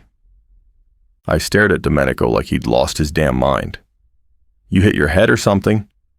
He just grinned, that cocky, wolfish smirk of his, and started walking toward the ring. Come on, he purred. It'll be like old times. Old times? Yeah, old times when he used to wipe the floor with me. This was a bad idea, a really bad idea. But Domenico was already stripping off his shirt, and God help me, I was practically drooling. His massive chest, dusted with just the right amount of hair, was chiseled like he'd been carved out of marble. His abs were tight, cut, the perfect V-line disappearing into his waistband. Jenny snorted. You gonna stand there staring, or you gonna fight? I tore my eyes away and scowled. Shut up, bug. Domenico stepped into the ring, rolling his shoulders, his muscles flexing effortlessly. What's the matter? He taunted. Scared? Of you? I scoffed, forcing a laugh. Please. But I wasn't sure if I was more afraid of losing, or of how badly I wanted to run my hands down those abs. Damn it. Where the hell was Nick anyway? I looked around the gym and saw him standing in the corner. The guy shot me a grin and freaking waved as if he were dodging a bullet. I sighed, cracking my knuckles, and climbed into the ring. All right, pretty boy, I muttered. Let's dance. We squared off, and for a moment, everything went still. Damascus, the others, all of them holding their breath as I faced my boss.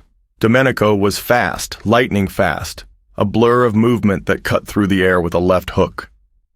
I barely dodged it, my heart racing. I shot back with a knee to his ribs, but he was already there, sweeping my legs out from under me. The ground came up fast, but I caught myself just in time. Jesus, this guy moved like water, flowing, seamless. His body was a perfect storm of strength, fluidity, and control. I barely registered the clinch before he had me locked in, his arms around mine, knees driving in with brutal accuracy. I could feel his muscles, solid, unyielding, pressing against me. The heat of him was enough to make it hard to think straight, but I couldn't let myself get distracted. Do you like that? Huh? Domenico whispered. I felt him press up against me, hot and throbbing. I quickly tried to push him off, but he held me tight. Every move he made kept me down. He was good. Damn good. He shifted, his weight pressing into me, and I sucked in a breath, trying not to let him get to me. You're gonna need more than that, he said, his voice low. I fought back, struggling to break free, but he laughed softly, making it clear he had control. Come on, show me what you got. I pushed harder, but he flipped me again, trapping me on my back. His lips brushed against my cheek, making me shiver. Try harder next time, he whispered. I could feel his heartbeat against mine. Damn, he was making this harder than it should have been. Boo! What's the matter, Adriel? Getting old? Jenny teased. Ha ha! Damn, you're both monsters, Nick shouted, still laughing. He had me pinned, his weight crushing me into the mat. I could feel the pressure, the burn in my muscles. But I wasn't done yet. With a sharp twist of my hips, I bucked him off, just enough to shift our positions. In one fluid motion, I slid behind him, locking my arm around his neck. Domenico's eyes widened as I tightened the hold, his breath growing shallow. He tried to fight it, but his strength was fading. I held on, my own pulse loud in my ears, and soon enough, he tapped out. I let him go, but as he gasped for air, his gaze caught mine. Still fierce, still full of fire. It wasn't a victory I felt, not with the heat in his stare. Good job. He held out his hand and I shook it. But Domenico didn't let go right away. He held on, watching. I let go, clearing my throat. Yeah, you too. I'll, get cleaned up and we can go. I immediately headed to the showers, the hot water beating down on my back as I fought to catch my breath against the rising steam. I couldn't stop thinking about Domenico's cunning gaze, and though I was nicknamed the Fox, I felt like I had been ensnared. It had all been a trick, and I had fallen for it. My heart beat like a dove's wings, and a flush rose to my cheeks. The door clicked open and shut. Expensive Gucci shoes clicked against the tile floor, and my breath stopped. It was a bad idea, the worst idea I ever had, but my body was saying otherwise. One slip, one wrong word, and I'd be dead before I could even explain myself. Yet the thought of it all thrilled me. Domenico was the father of lies. He wasn't the boy I knew who would run to my house whenever his parents had a fight. I didn't have to look to know who it was. The air around me thickened and charged, and I tried to steady myself, but it was no use. I was caught. I felt his firm back press against mine, and hot lips found my neck. I gasped, arching into him, placing my palms flat against the wall in a wet slap. Domenico crowded me in, his body massive, and he grabbed my chin, forcing my head back as he dragged me into a bruising kiss. I grunted, tasting him for the first time in years. His mouth was hot and demanding, yanking at my lower lip, tugging it between his teeth as he bit and sucked. He was fully clothed, slacks pressed against me, crowding me. "Domenico," I whispered. "Please." He chuckled. "Ha ha, still so greedy," he muttered, but I must oblige.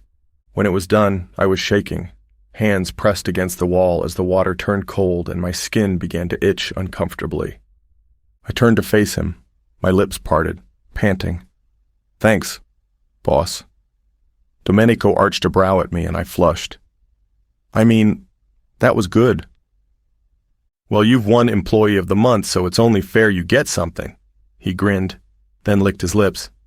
"I'll see you at the compound?" "Yeah," I breathed. "Yeah." "Good." Domenico lingered, still soaking wet. "I hope you know this was only a one-time thing. I'm not even attracted to you." I snorted a laugh. "Yeah, sure. Would you get out of here already so I can finish?" "Sure." Domenico's gaze lingered, and then he walked away. I finished my shower, making sure to get all the soap out of my ass, and I laughed, shaking my head. What was it Victor called him? The father of lies?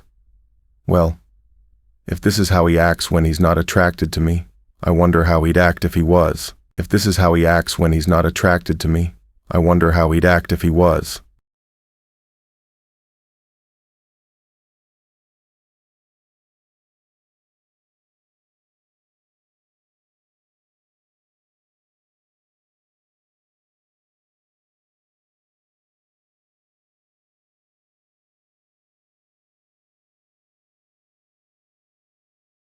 Chapter 4. Domenico. I flicked the cigarette out the window, watching the embers spiral down into the alley below before turning away. Lorenzo had already started packing up the camera, his movements brisk. We couldn't stay here any longer. "Let's move," I muttered, pulling my coat tighter around me as I pushed open the creaky door of the abandoned apartment we'd been using as a perch. Lorenzo fell in step beside me as we made our way down the stairwell, our footsteps muffled against the worn-out carpet. My mind kept replaying the scene from the rooftop. The way Rico bowed his head slightly as he spoke to Rikuto. The way Shinomiya barely reacted, his face carved from stone. That wasn't a meeting between equals. Rico was in over his head, and he either didn't see it or didn't care. The Yakuza weren't just moving in. They were taking ground, more than the Triads had ever managed, and Rico was handing it to them on a silver platter. Nico wasn't going to be happy about this. He'd spent years keeping the balance, making sure no one group got too much power, and now Rico was throwing everything off. If Victor didn't get ahead of this soon, we were going to have a war on our hands. We slipped out through the side exit, stepping into the cold night air. The city smelled like rain and gasoline, the streets slick under the glow of neon lights. Lorenzo glanced over at me as he shoved the camera into his bag. "So, what's next?" I exhaled slowly, watching my breath fog up in the chill. "We bring this to Victor, and then we see just how fast he's willing to act. Because if he didn't move soon, it wouldn't just be Rico we'd have to worry about." "We have another loose end," Lorenzo replied, rubbing a hand over his buzzed hair. "What do you mean?" "Alessandra," he said, his copper eyes staring at me intently. "What's she got to do with this?" I demanded. "Enzio. Her uncle has a dispute against the throne, since Don has made her the successor, the capo dei capi, if you will, and Enzio doesn't like it. He thinks Giulio Virelli died of suspicious circumstances, but he's too afraid to confront Don directly and decided to target Alessandra." "Why not just go after Don?" "Too powerful," Lorenzo said. "With Nico, he's untouchable. Her, however, it's no secret she doesn't like Nico or what he's done. I expect him to make a move against her soon, and she knows it. I think that's why Don sent her here to watch after you." I nodded, taking everything in. Keep an eye on her. I walked back to the car and slid into the passenger's seat. Take me to La Gabbiaferro. By the time I arrived, La Gabbiaferro was thrumming with movement. Fighters pounded fists into pads. Trainers barked orders sharp enough to cut glass. And the air hung thick with sweat, metal, and that sharp sting of disinfectant, the kind that never quite erased the blood soaked into the floors. The renovations were shaping up. The cage had been reinforced, likely to prevent another genius from trying to climb out mid-brawl.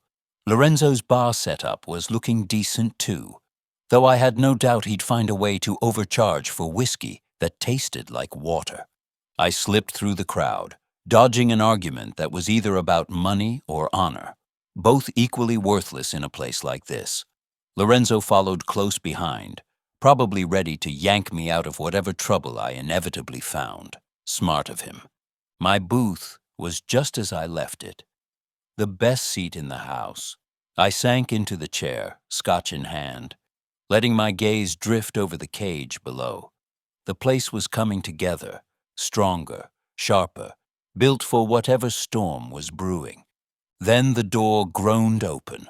Alessandra stepped in, draped in black as usual, but this time with a checkered dress that had a cutout right in the middle. A very deliberate, very effective cutout. I wasn't sure if it was high fashion or if she'd lost a bet, but it certainly worked in her favor. Beside me, Lorenzo made a strangled noise, his jaw going slack. If his eyes bulged any further, they'd roll onto the table.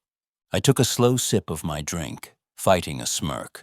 Try to act like you've seen a woman before, Lorenzo. He gulped, almost drooling. I smacked him upside the head. Don't you have somewhere to be? He jumped up, muttered his apologies, and darted out of the room. Alessandra let out a long-suffering sigh before settling into the seat beside me.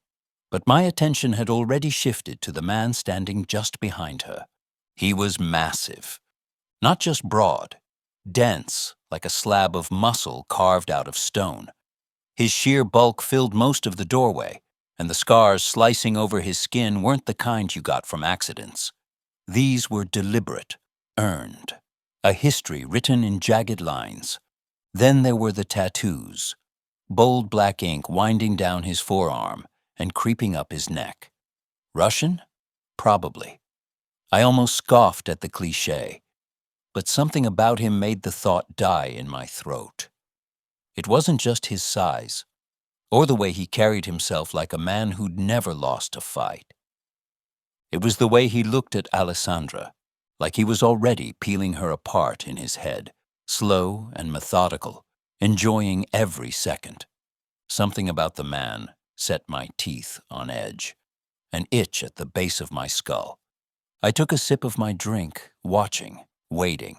Let him try something. "Who's this?" I asked, eyes narrowing.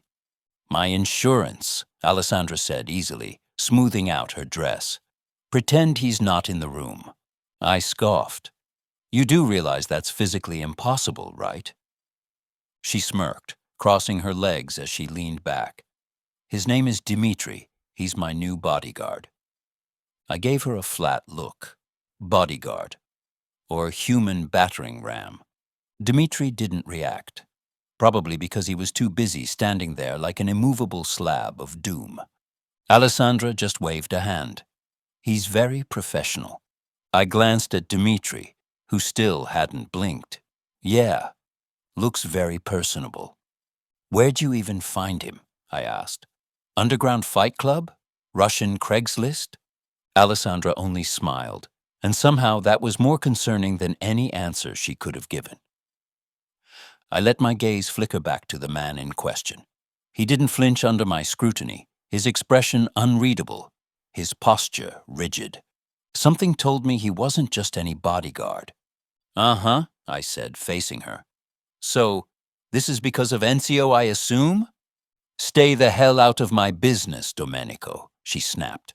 I rolled my eyes. "Come on, Alessandra. Why don't you just admit you need my help? Don won't do it, especially with how much you hate Nico, but he's quite fond of you too. I guess I'm the middleman." Her expression darkened instantly. The kind of shift that felt like a knife being unsheathed. "You aren't," she snapped, her voice low and sharp, "and you can shove that thought right up your ass. Do you think you're in the middle? Like you've ever been there for me? Not once. Not when it mattered." I opened my mouth, but she wasn't finished. "You don't get to act like you're some necessary piece in this. You never have been." Dimitri shifted slightly, a silent warning. But Alessandra didn't need him. Her words hit harder than any fist. I exhaled slowly, fingers tightening around my glass. Fair enough. The words tasted like metal on my tongue. I gritted my teeth, tired of her attitude already. "Fine, have it your way. I won't help." "Not that you ever did before. Do you know what, Domenico?" Alessandra said, her nostrils flaring. "Why don't you turn the other cheek like you normally do? Or try and lie your way out of it? It's not like you said anything or tried to help when my father, Giulio, and Marco were getting slaughtered." "Why would I? They weren't exactly model citizens." "He was my father," Alessandra spat, but her bottom lip was trembling. Crap. Was she really torn up about their deaths? I saw movement to my right and froze as the big guy stepped forward, but my guards moved as well. I shouldn't be surprised. What does the father of lies know anyway? The jab stung, mostly because I rarely showed concern for anyone. And the one time I did, people tended to think it was disingenuous. Whatever. She could think whatever the hell she wanted. "Nothing," I said, my lips curling into a smile. "I know nothing." "Liar," she hissed, her eyes flashing dangerously. "That's me." I gave her a mock salute, knowing it would piss her off even more. Alessandra was glaring at me, her eyes filled with tears before she stood up. "I think I'd like to see the fight from downstairs." She breezed out of the room, her mammoth of a bodyguard trailing after her, and I sighed. God, I felt like an asshole. But what's wrong with asking a few questions? A charged energy filled La Gabbiaferro, the kind that made the air hum with tension. The announcer's voice thundered over the speakers, igniting the restless crowd.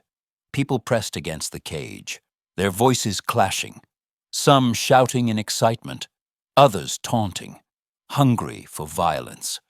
The octagon stood under the harsh glare of the overhead lights, its steel bars gleaming like the fangs of a beast. Inside, two fighters waited, muscles coiled, eyes locked. The cage door slammed shut behind them, sealing them in. No escape, no mercy, only the fight. And then Adriel stepped into the cage. My pulse spiked. Damn! Even in his loose black fight shorts, he was all lean muscle and raw power, his bronze skin slick with a light sheen of sweat from warm-ups. His dark hair, damp from the heat of the arena, curled slightly at the ends, and when he rolled his shoulders, the tattoo along his ribs flexed in a way that had me clenching my jaw. I could still feel the heat of his body from earlier, the way his fingers had dug into my hips in the locker room showers, his breath hot against my neck. Damn it. Focus. Adriel's opponent was a stocky brute with thick arms and a nose that had clearly been broken more than once. He bounced on the balls of his feet, shaking out his limbs, but there was hesitation in his stance. He knew he was in for a war. The ref signaled the start. The two fighters circled each other, gauging distance, waiting for an opening. Adriel's movements were smooth, predatory. He feinted left, then struck fast. Two sharp jabs, followed by a vicious low kick that cracked against his opponent's thigh. The other fighter winced, stepping back, but Adriel was already on him, pressing forward with a brutal efficiency that made my blood run hot. A cross hit to the jaw snapped the guy's head back. The crowd roared. The opponent tried to clinch, but Adriel broke free, shoving him off with an elbow before ducking low and sweeping his legs out from under him. The guy hit the mat hard. Adriel pounced. He climbed onto his opponent, locking him into a stranglehold, muscles straining, face tight with focus. The other guy thrashed beneath him, legs kicking wildly, but it was useless. Adriel was stronger, faster. A few seconds later, the tap came. The ref called it. The fight was over. The room exploded into cheers, and I exhaled, my grip tightening around my glass as I watched Adriel rise to his feet, chest heaving, lips curved into a cocky smirk. His gaze flickered toward the booth, toward me. And just like that, I was back in that damn locker room, my hands on his skin, his body pressed against the tiles while I pounded into him. I smirked back. God help me. I gestured to one of my men, signaling for Adriel to be brought up to my booth. The fight had barely ended, but I wasn't about to wait. I wanted to congratulate him personally, up close. Adriel wiped the sweat from his face, his smirk never fading. He looked like he belonged in that cage, dominating it. A few minutes later, the door to my booth opened, and there he was, still breathing hard, eyes sharp. I smirked. Hell of a fight. Adriel chuckled. You just wanted an excuse to see me again. Something like that, I mused. We grinned at each other, and my heart thundered. So, are you going to tell me what you want? Or do I have to guess? You know what I want. I watched him beneath hooded eyes. Or do I have to spell it out for you? I stretched out on the couch. I suppose I could with you on your knees. And you think it's going to be that easy? It was yesterday. In fact, I don't think I've put any effort in thus far. Asshole, Adriel muttered. He moved to walk to the door, but I grabbed his bicep, dragging him back. Come on, don't be like that, I said, kissing the shell of his ear. Why don't you let me thank you properly, huh? Domenico, Adriel said quietly. What are we doing? Having fun, I replied, licking the sweat off his neck. Isn't this fun? It's a conflict of interest, he said. It's fun, I corrected. We're both adults. I don't see why it can't continue. Aside from that, you mean absolutely nothing to me. I screw all my pawns. You just happen to be my new flavor of the week. Sounds romantic. Adriel shook me off, rolling his eyes. Would you like to be wined and dined?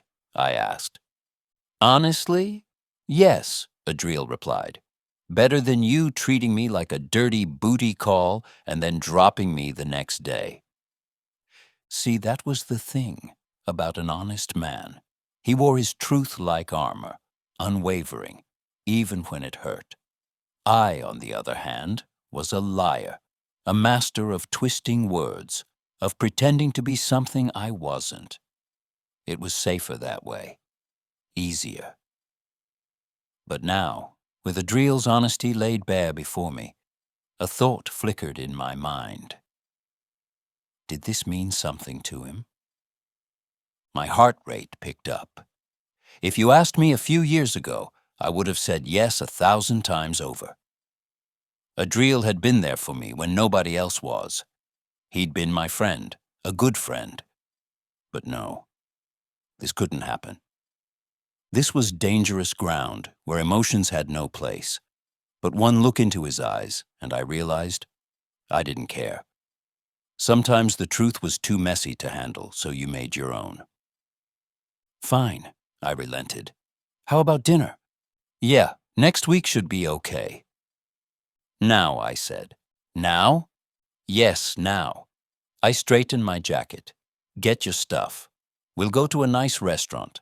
I'll pretend to be a gentleman, and then I'll take you back to the compound and ruin you. Adriel laughed, shaking his head. Oh, so chivalrous. Deal.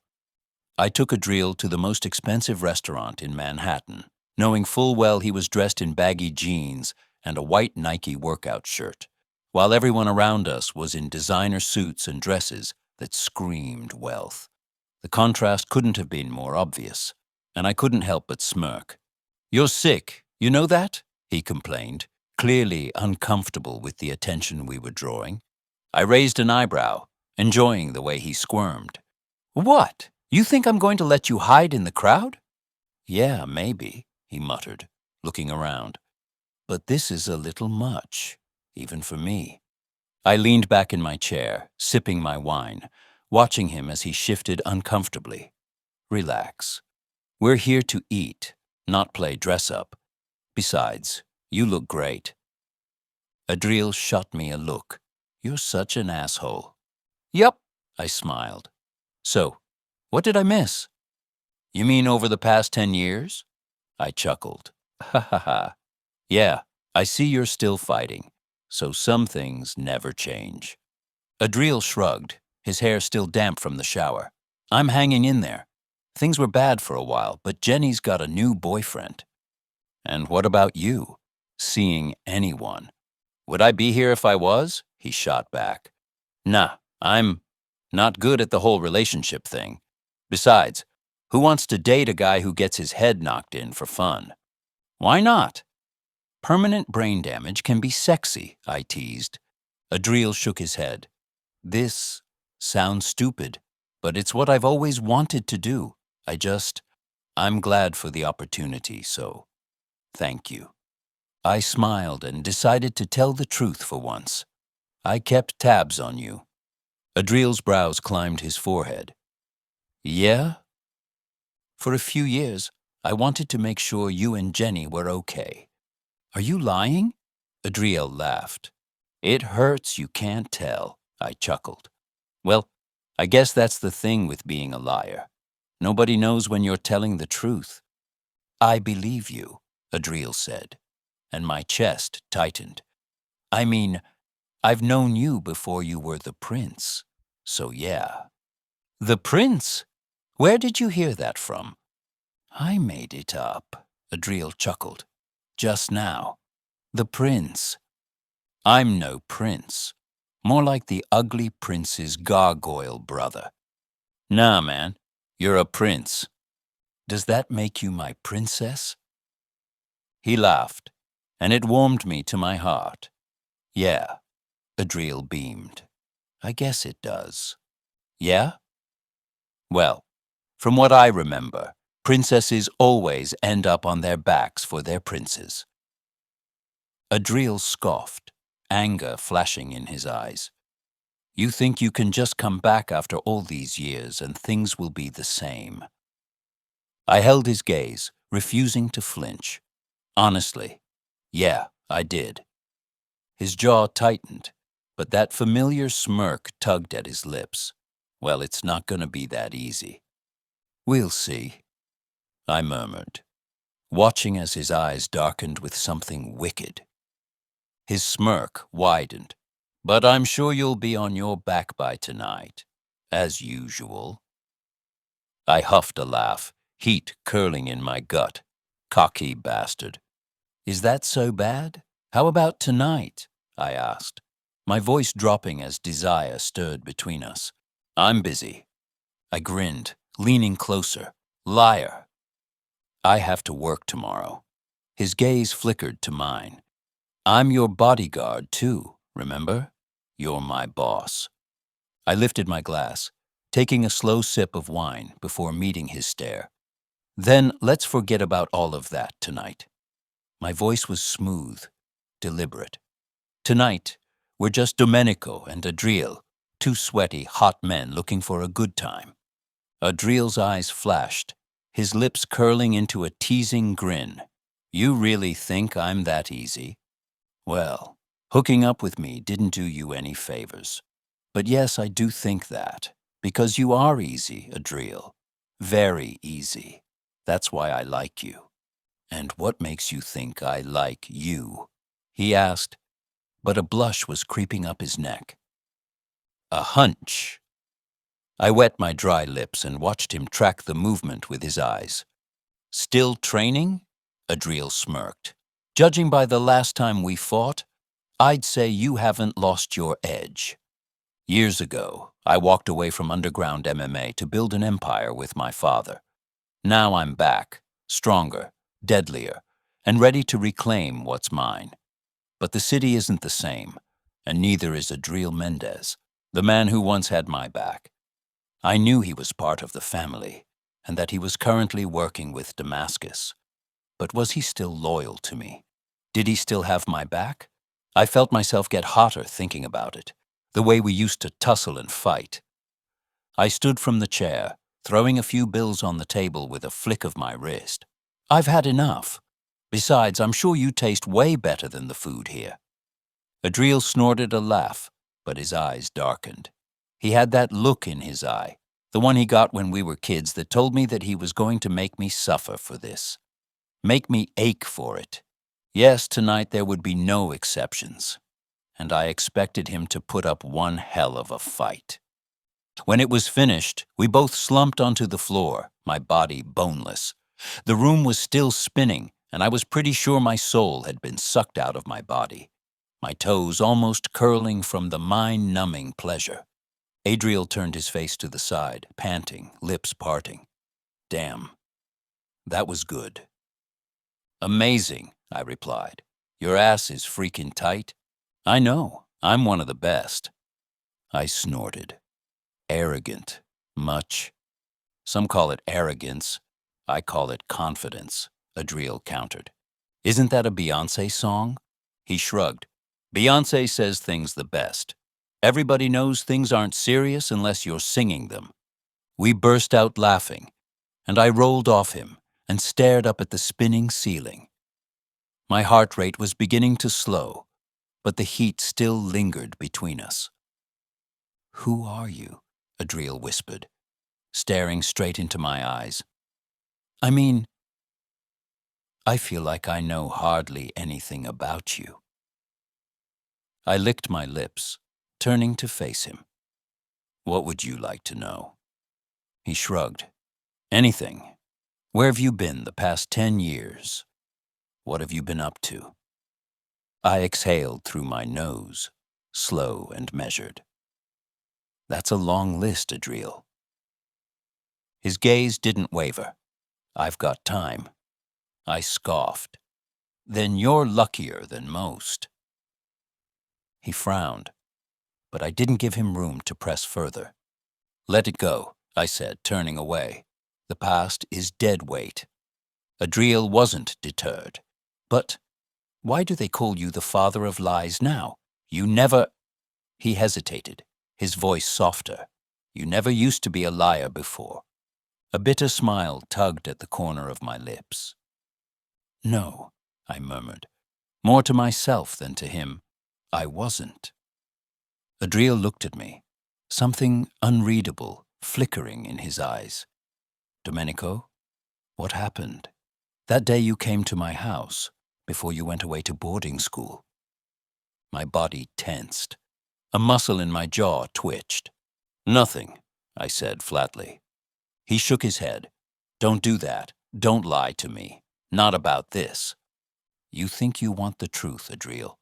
But trust me, you don't. I let out a quiet, humorless laugh. Try me. He didn't flinch, didn't look away. For a second, just a second, I almost considered it. Let me tell you a story about a boy who told the truth. He told the truth to his mother and father every day because they asked it of him. Then, one night, he saw his father beating his mother, and when the cops asked what happened, he told the truth, and the cop beat him, calling it a lie. He watched his father strangle his mother, watched him dispose of her corpse, and when the boy told the police again, this time, they didn't call him a liar. They called his father into the room, and the father beat the truth out of him, until all he could utter was the lie. Adriel's breath hitched, horror stretching over his face. So you see, I am the father of lies, Adriel. It's what keeps me sane, and if you want to know where I've been, then you'd know.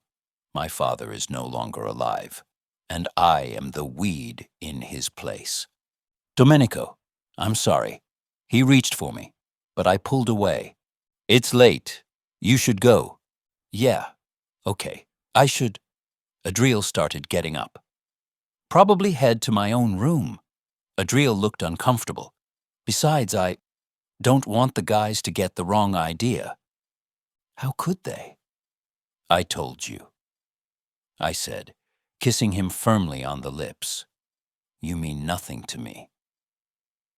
Something like hurt flickered in Adriel's eyes, but he quickly hid it. That was the problem with him. His feelings were always clear, painted across his face. No matter how hard he tried to mask it, his emotions were an open book, and it made everything harder to ignore. Lying was a necessity. The less he knew, the better. Because the truth, the real truth, that was something he'd never forgive. I once read that some predators go for the heart first. Lions tear through rib cages to reach it, biting down while it's still pumping. Certain eagles and hawks dive straight into their prey's chest, beak-slicing flesh to rip the heart free. Even jaguars, apex killers, sink their fangs right between the ribs, puncturing the heart in a single, lethal bite. They say consuming the heart grants strength, that devouring something alive gives you its power. I let the lie settle between us, dark and heavy. Let Adriel think I was one of them, a beast who had eaten his kill, because the truth was worse. Beast who had eaten his kill, because the truth was worse.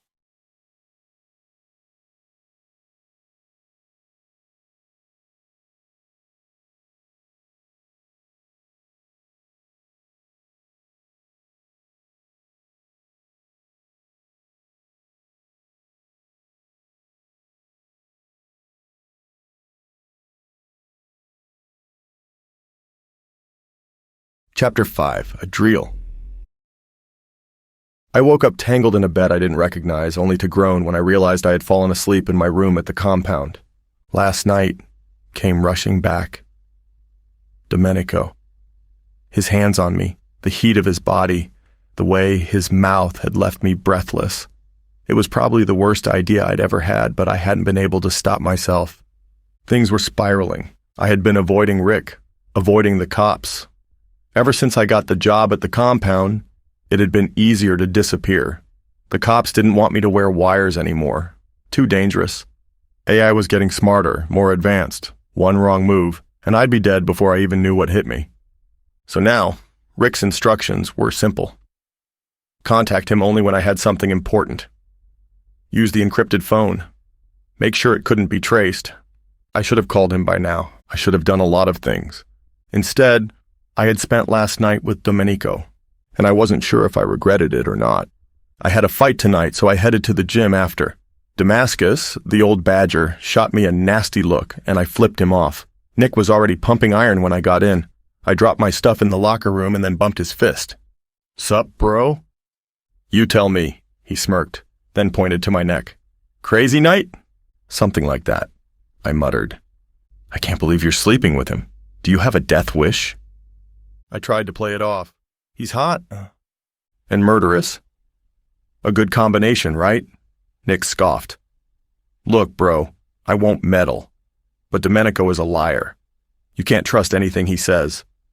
"Yeah, but you don't know why." "They're all the same," Nick replied. "You're cannon fodder to them. The muscle, the shield. You won't ever be anything more, so stop fooling yourself." His words hit too close to home, reminding me of what Domenico had said last night about me being nothing to him. The words had stung because he had meant a lot to me, especially growing up. How could he think I was nothing to him? Was that really what I was? I stared at Nick and realized he wasn't really talking about me. "Nick, I'm sorry." "No, Adriel," Nick said seriously. "I'd hate to see what happened to me happen to you. They treat you like you're important, and then, in the end, you're nothing. Look, I've got the scars to prove it."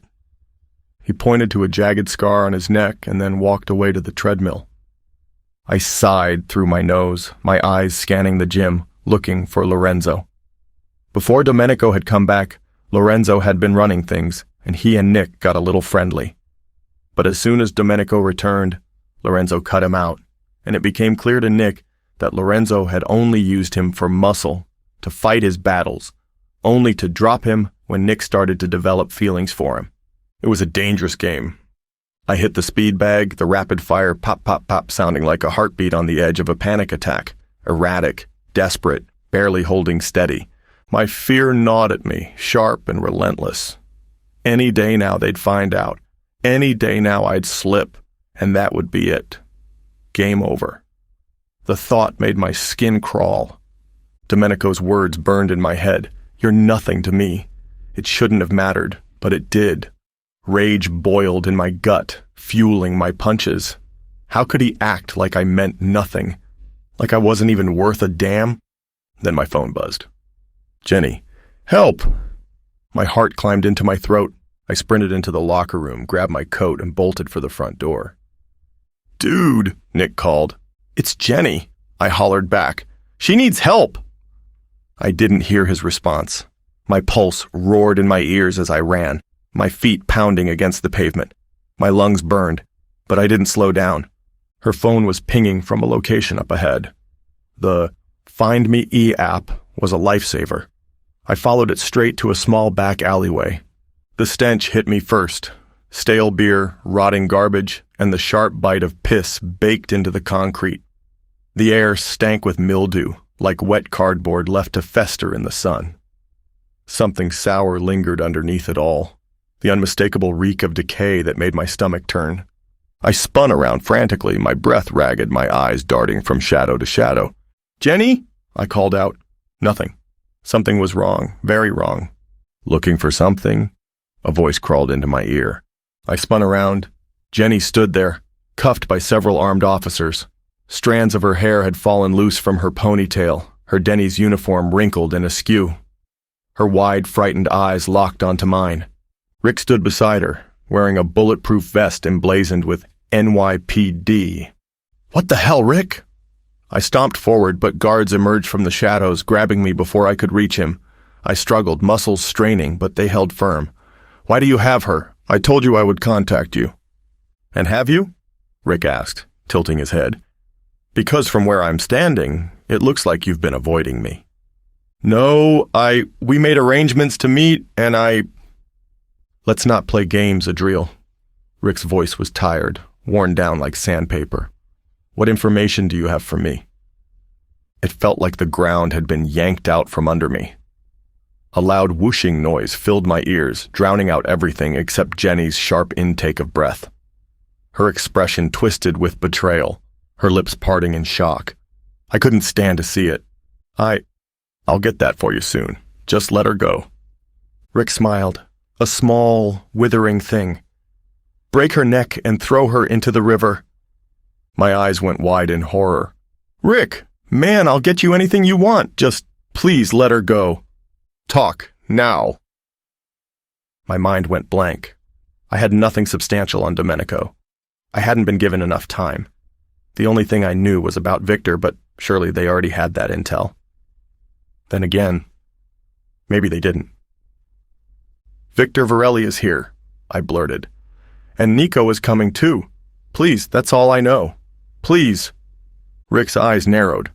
Why? Some war with the Yakuza, like you said. I won't know more until tonight. Please. Are you screwing him? I balked, mouth going dry. Are you screwing Domenico? Yes or no? Yes! I hissed, shame and rage burning my skin. Rick's gaze dragged up and down my body with disgust before he let out a sharp, humorless laugh. He pulled out his gun and aimed it straight at my head. I heard you have a fight tonight. That's where you'll get me my proof. Understood? Yeah, I'll get it. I gulped. Whatever you want. Take it easy, man. Rick's eyes flicked past me. And you, too. I turned my head, pulse hammering. Rico stepped from the shadows, his black peacoat dusted with the first flakes of falling snow. A silk-purple shirt peeked from beneath, unbuttoned at the collar despite the biting cold. His gold chain sat heavy across his neck, catching what little light filtered through the thick, overcast sky. Yeah, I murmured, forcing my throat to swallow the lump of dread. I'll get it. Good. Rick lowered his gun and turned back to Jenny, who thrashed against the officers like a feral cat. He lifted her chin, brushing a stray dark strand of hair away from her face. She looks so much like my Katie, he muttered. A cold, eerie feeling swept over me. Then, before I could react, he raised the blunt edge of his gun and smashed it into her forehead. A blistering red haze filled my vision. I screamed. "What the—" I lunged, but cops swarmed me at once. I swung blindly, my fist connecting with something solid. Flesh, bone, the satisfying crunch of impact. But there was no time to celebrate. My body moved on instinct, pushing forward, desperate to reach Jenny. The officers were like a wall, their weight crashing into me, fists slamming into my ribs, my back, my face. Relentless, merciless. Each blow felt like a sledgehammer, but I couldn't stop. I had to get to her. Pain exploded in my lower abdomen, sharp, fiery, and brutal. My legs gave way beneath me, my knees buckling as if the ground itself had turned to quicksand. I crashed to the snow-covered pavement, the world spinning, distorted. But through the haze of pain, I saw her, Jenny. The officers lifted her, her body limp and unresisting, thrown over one of their shoulders like a rag doll. My heart skipped, the blood roaring in my ears, but all I could do was watch as they dragged her away. Time seemed to slow, each snowflake drifting down around me in a cruel dance as I struggled to push myself up, fighting through the fog of agony, but knowing deep down I was too late. People were shouting. Rick was screaming so loudly the vein in his forehead throbbed. I looked down to see blood seeping through my white coat, pooling before spilling over. The pain was blinding. Rico lowered his smoking gun, marching closer. "It's fine." His voice sounded distant, garbled. I skimmed his stomach. "He can still fight. Take him to the club. I'll bandage him up for tonight." Jenny. Where's Jenny? They were taking her away. My vision flickered in and out until, finally, darkness claimed me. I woke on a gurney, my breath coming in short gasps, pain lancing up and down my side. Rico's laughter made my blood freeze. "So, you and Dom, eh?" He chuckled. Should have seen that one coming. He blew smoke in my face. "You always were a little twerp." "Where's my sister?" I rasped, shaking hard. Everything hurt. I could barely see straight. "She's fine for now," Rico murmured, his greasy hair falling over his face. "Do you know who owns La Gabbiaferro? My father. And before that, my father's father. It has been in the Cortello family for centuries. And Domenico, that animal, wants to take it from me. Li ucciderò tutti," he hissed, his eyes narrowing with a twisted kind of satisfaction. "I'll kill them all. Tonight, you will fight. You will lose. And once Domenico finds out you're a narc, you will be erased." "No, you're a narc too. You were working with them too." I groaned, squirming on the bed. "I've always been working with them. But the difference between me and you is that I never got caught. Now you know too much. Both of you will be dead. Clean him up. I want him in the cage within the hour." I moaned weakly, trying to shove them off, but they gave me a shot of morphine, and all too soon, I was floating. They cut off my bloodied clothes, hiding the bullet wound on my stomach with a large championship MMA belt, and forced me into the cage. I staggered, the blinding white lights burning my skin. I didn't lose the fight. I handed it over. For Domenico, once he knew who I was, he wouldn't thank me for it. The buzzer rang in my ear, and the first punch to my stomach had me seeing stars. I crumpled around the man's fist, and the second punch knocked my head to the side, blood splattering. The crunch of bone was like celery sticks cracking. Domenico was somewhere, watching. He could see my annihilation from the booth where the prince sat. Was Nick right? Would he hear my cries? Would he care? What about Jenny? I roared, trying to fight back, but the higher I climbed, the steeper the drop. I knew success brought its own dangers. The higher I rose, the harder the fall could be. I crashed to the floor, my body refusing to move, to get up. Strong hands gripped me, yanking me upright. My head spun, and through blurred vision, I met Domenico's furious gaze. Without a word, he raised his gun, and the sharp crack of a shot rang out. My opponent's body dropped like a sack of bricks, blood splattering across the floor. Domenico's eyes pierced mine. And somehow I knew he had found out. And somehow I knew he had found out.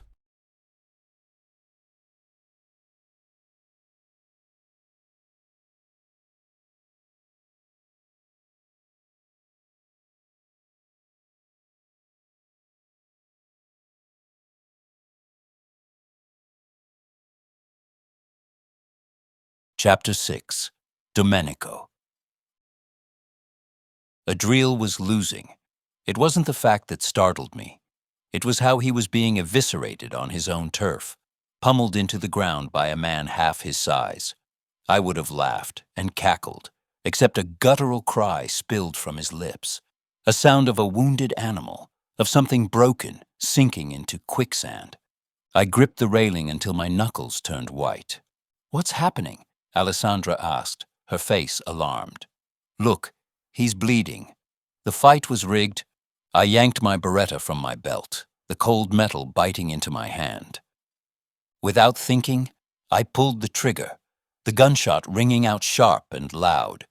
Rico's bodyguards dropped one by one, their heads exploding like overripe grapes, their blood painting the air in chaotic arcs. I kicked the cage door open with all my strength, sending it careening to the other side, splintering against the metal. The crowd erupted into screams, but I couldn't hear them over the roar of rage pumping hot and furious through my veins. Rico had set Adriel up. I zeroed in on Adriel, lying wrecked in the cage, his body slick with sweat, blood pooling around his stomach where stitches had torn open. The beast in front of him raised his hands in surrender, but it was too late. I aimed, took a breath, and blew his head off. The shot reverberated like a death knell, and the world went still. I hauled Adriel into my arms, my heart pounding, wanting to burst from my chest. His breath came in ragged gasps. "Jenny," he whispered, his voice weak and strained. "Where's Jenny? Please, get Jenny." He slumped, his head resting against my chest, sweat beading on his forehead like a broken man, struggling for a shred of life. They had Jenny. My eyes blazed, a murderous fury boiling in my blood. I jerked my head toward one of my bodyguards, ready to rip through the room, but then I stopped dead in my tracks as Rico stepped into view, blocking the door. He wasn't alone. The area flooded with police officers, their uniforms crisp, faces stone cold.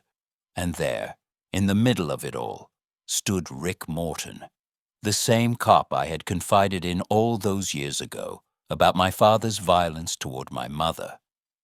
The same cop whose daughter had been murdered last year in the crosshairs of a trade war.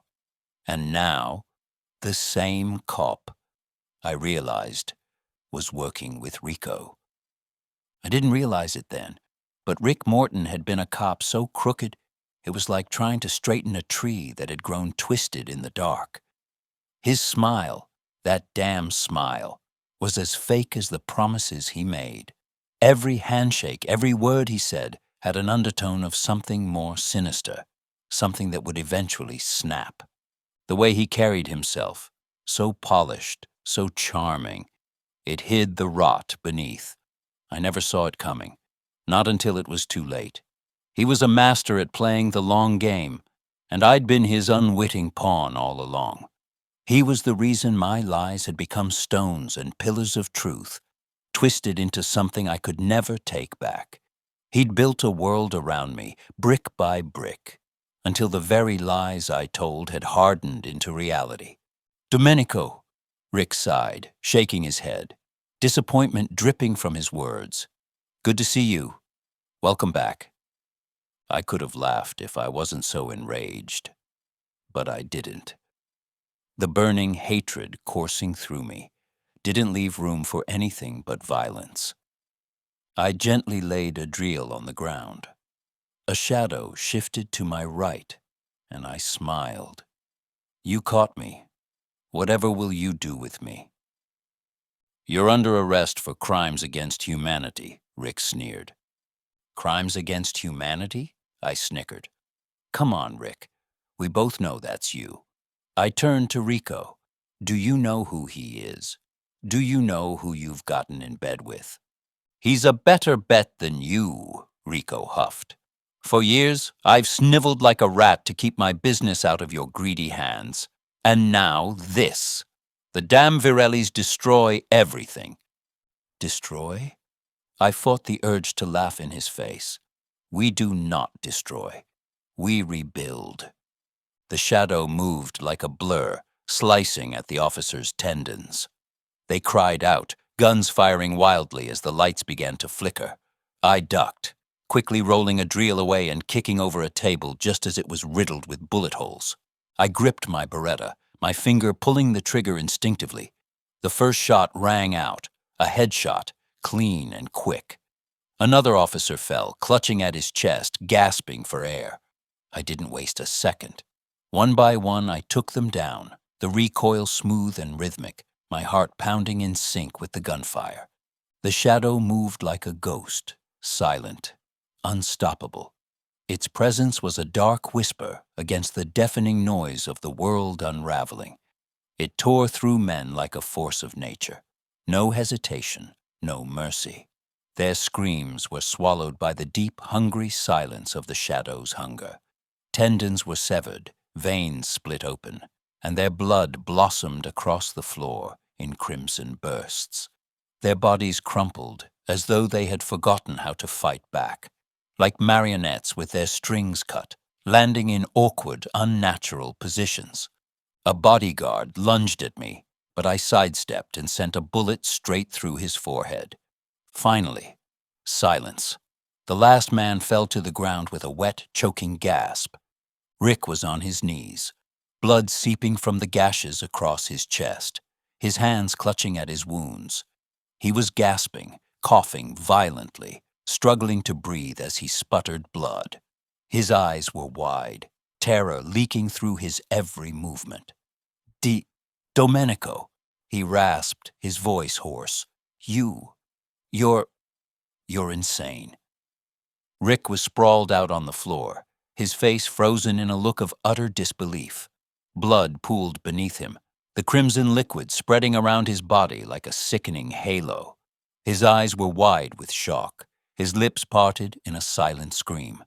I took a slow, deliberate step toward him, my Beretta still in hand, and stared down at him, his eyes locked on mine. The man who thought he was invincible now lay broken, defeated. Domenico, the father of lies. I laughed. It scraped against my throat. The man of many faces. Was it all true, then? Your father beating your mother? Was it all true? Bitter rage filled me to the brim. If he'd only believed me. If the police had done their job, I would have been able to live a normal life. I would have lived with Adriel. We would have had something real. But now, we had nothing. I guess. You'll never know, I smirked and fired.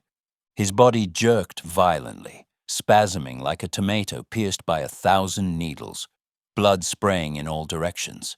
He crumpled to the floor, silence swallowing the room, leaving nothing but the heavy thud of his fall. I went straight over to Adriel, hauling him up, wiping the sweat from his brow. He was still muttering to himself, but the pool of blood around him was making fear dart through me. We needed to get him a doctor. I signaled to Alessandra, who had been watching safely from afar and was just about to head out, when pounding footsteps made me freeze. The sergeant burst through the front doors, his badge gleaming in the light, with several NYPD officers and SWAT hot on his heels. He stared at me, then back at the carnage, his face thunderous. Domenico. Hello, Officer Mulroney, a soft voice spoke. Nico bled from the shadows, his black hair slicked back, touching his shoulders, his cameral eyes gleaming like a beetle's wing. Domenico almost recoiled in fear. Icy fingers touched the nape of his neck. Nico was dressed smartly in all black with a long beige peacoat, black slacks, and a black turtleneck, making his bronze skin almost glow. He was stunning, too beautiful to look at, but far too deadly. Nico, the officer sputtered.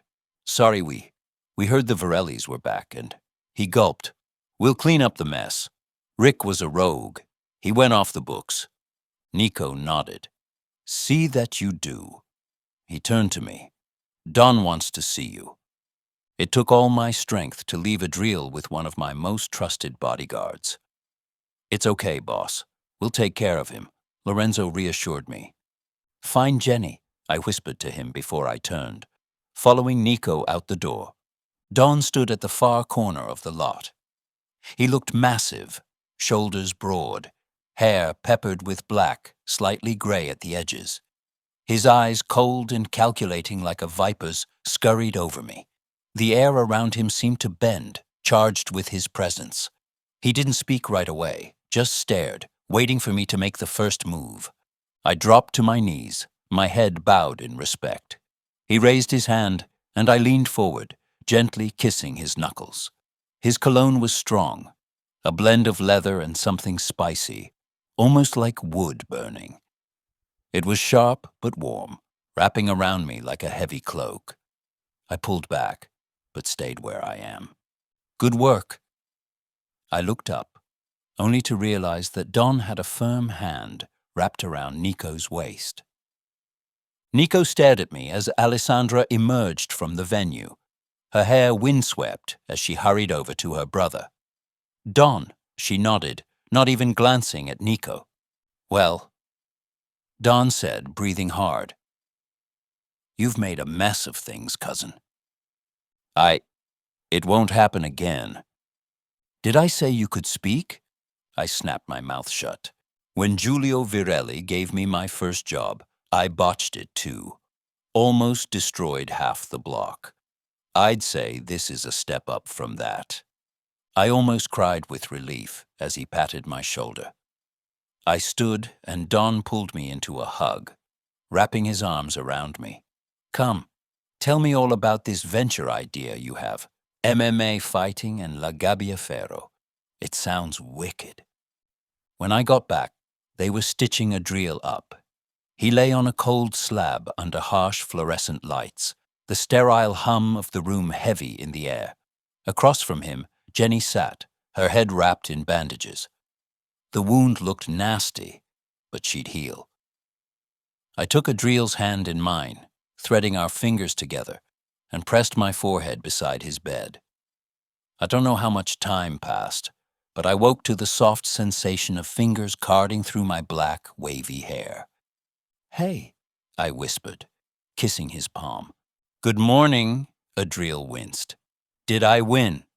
I laughed, shaking my head. No, you lost. Adriel bit his lip. Yeah, thought so. Rico? Dead, I muttered. And everyone else who betrayed me. Adriel's throat worked. Then he looked over at Jenny. I lied to you.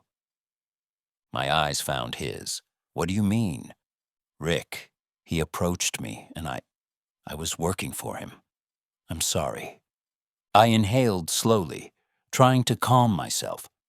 So this is what being lied to felt like? I slipped my hands out of his, needing space. It felt like I'd been blindsided by this. And even though I told Adriel what we had meant nothing, we both knew it was a lie. Had he been the one lying all along? Was he the one pretending to love me? To care for me? I couldn't breathe, feeling suffocated. Did Adriel know Rick had been the cop that turned a blind eye to my mother's murder? I see. Well, I swallowed around the blockage in my throat. I hope you heal soon. Domenico, Adriel's voice halted me. Those times we spent together were real. I like you. His eyes were watering. I liked him too. I've liked him since we were kids. I swallowed around the blockage in my throat. Adriel, there are things you don't know. Things that I can never say. It would put you and your sister in danger. I'm not who you think I am. My secrets can get you killed. I don't care. Adriel shook his head. I want this. I want you. Please. It was too much to hope for this. Rick, I started. He was the cop I told you about, the one I went to and beat the truth out of me. He was the one who turned me into the father of lies. I am only this, Adriel. I know, Adriel replied. You may be the father of lies, but I am an honest man. I'll bring you back when you need to come back. I know in my heart you'll tell me the truth. Domenico, I like you so freaking much, and I hope—" I grabbed his face and kissed him hard. So hard. He cried out, then grunted as he kissed me back. We kissed until the world around us blurred, until the air between us crackled with everything we couldn't say aloud. I poured everything I felt into that kiss. How much Adriel meant to me. How he had always meant something I couldn't fully explain. When I was younger, him just being there had meant the world to me, more than he could ever know. The touch of his hand, the way his eyes held mine, how everything felt safer when he was close. But the kiss wasn't just about the past. It was everything I couldn't say, everything I had buried deep down and kept locked inside. And in that moment, I didn't care if he had lied to me. I needed him to know that none of it changed how I felt. Finally, we broke apart, breathless, both of us staring at each other, lips swollen from the intensity of it. Movement from the corner caught both of our attention, and we turned to see Jenny snickering. "Ooh, you guys get a room."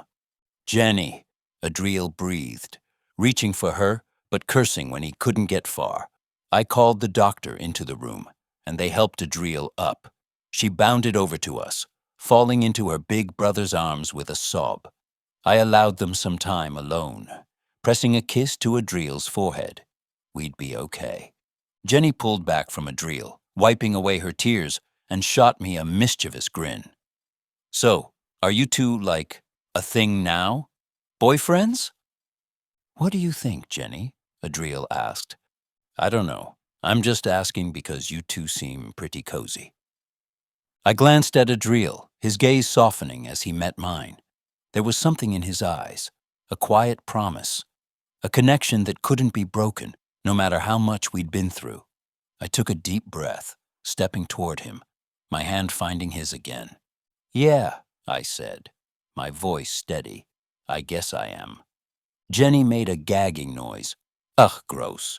Can you two be any more obvious? Well, I guess it's about time, huh? You're one to talk, sis." But despite her teasing, there was a warmth in her smile, a sign of approval, and I couldn't help but feel a little lighter, even in the midst of everything. This, whatever this was, felt real. "Okay, lovebirds," she said, rolling her eyes playfully, but seriously. "If anyone hurts you, Domenico, I'll hunt them down." I chuckled, squeezing Adriel's hand. "I think I can handle that. But thanks for the backup." And for the first time, I believed it. We talked for a few more minutes, and the nurses said that Adriel and Jenny needed to rest. I kissed Adriel on the lips, lingering for a moment longer before I left. As soon as I stepped out of the room, Lorenzo was in the hall, pacing, his face ashen. "Domenico." "What? What happened?" "It's Alessandra. She's gone missing." End part 1.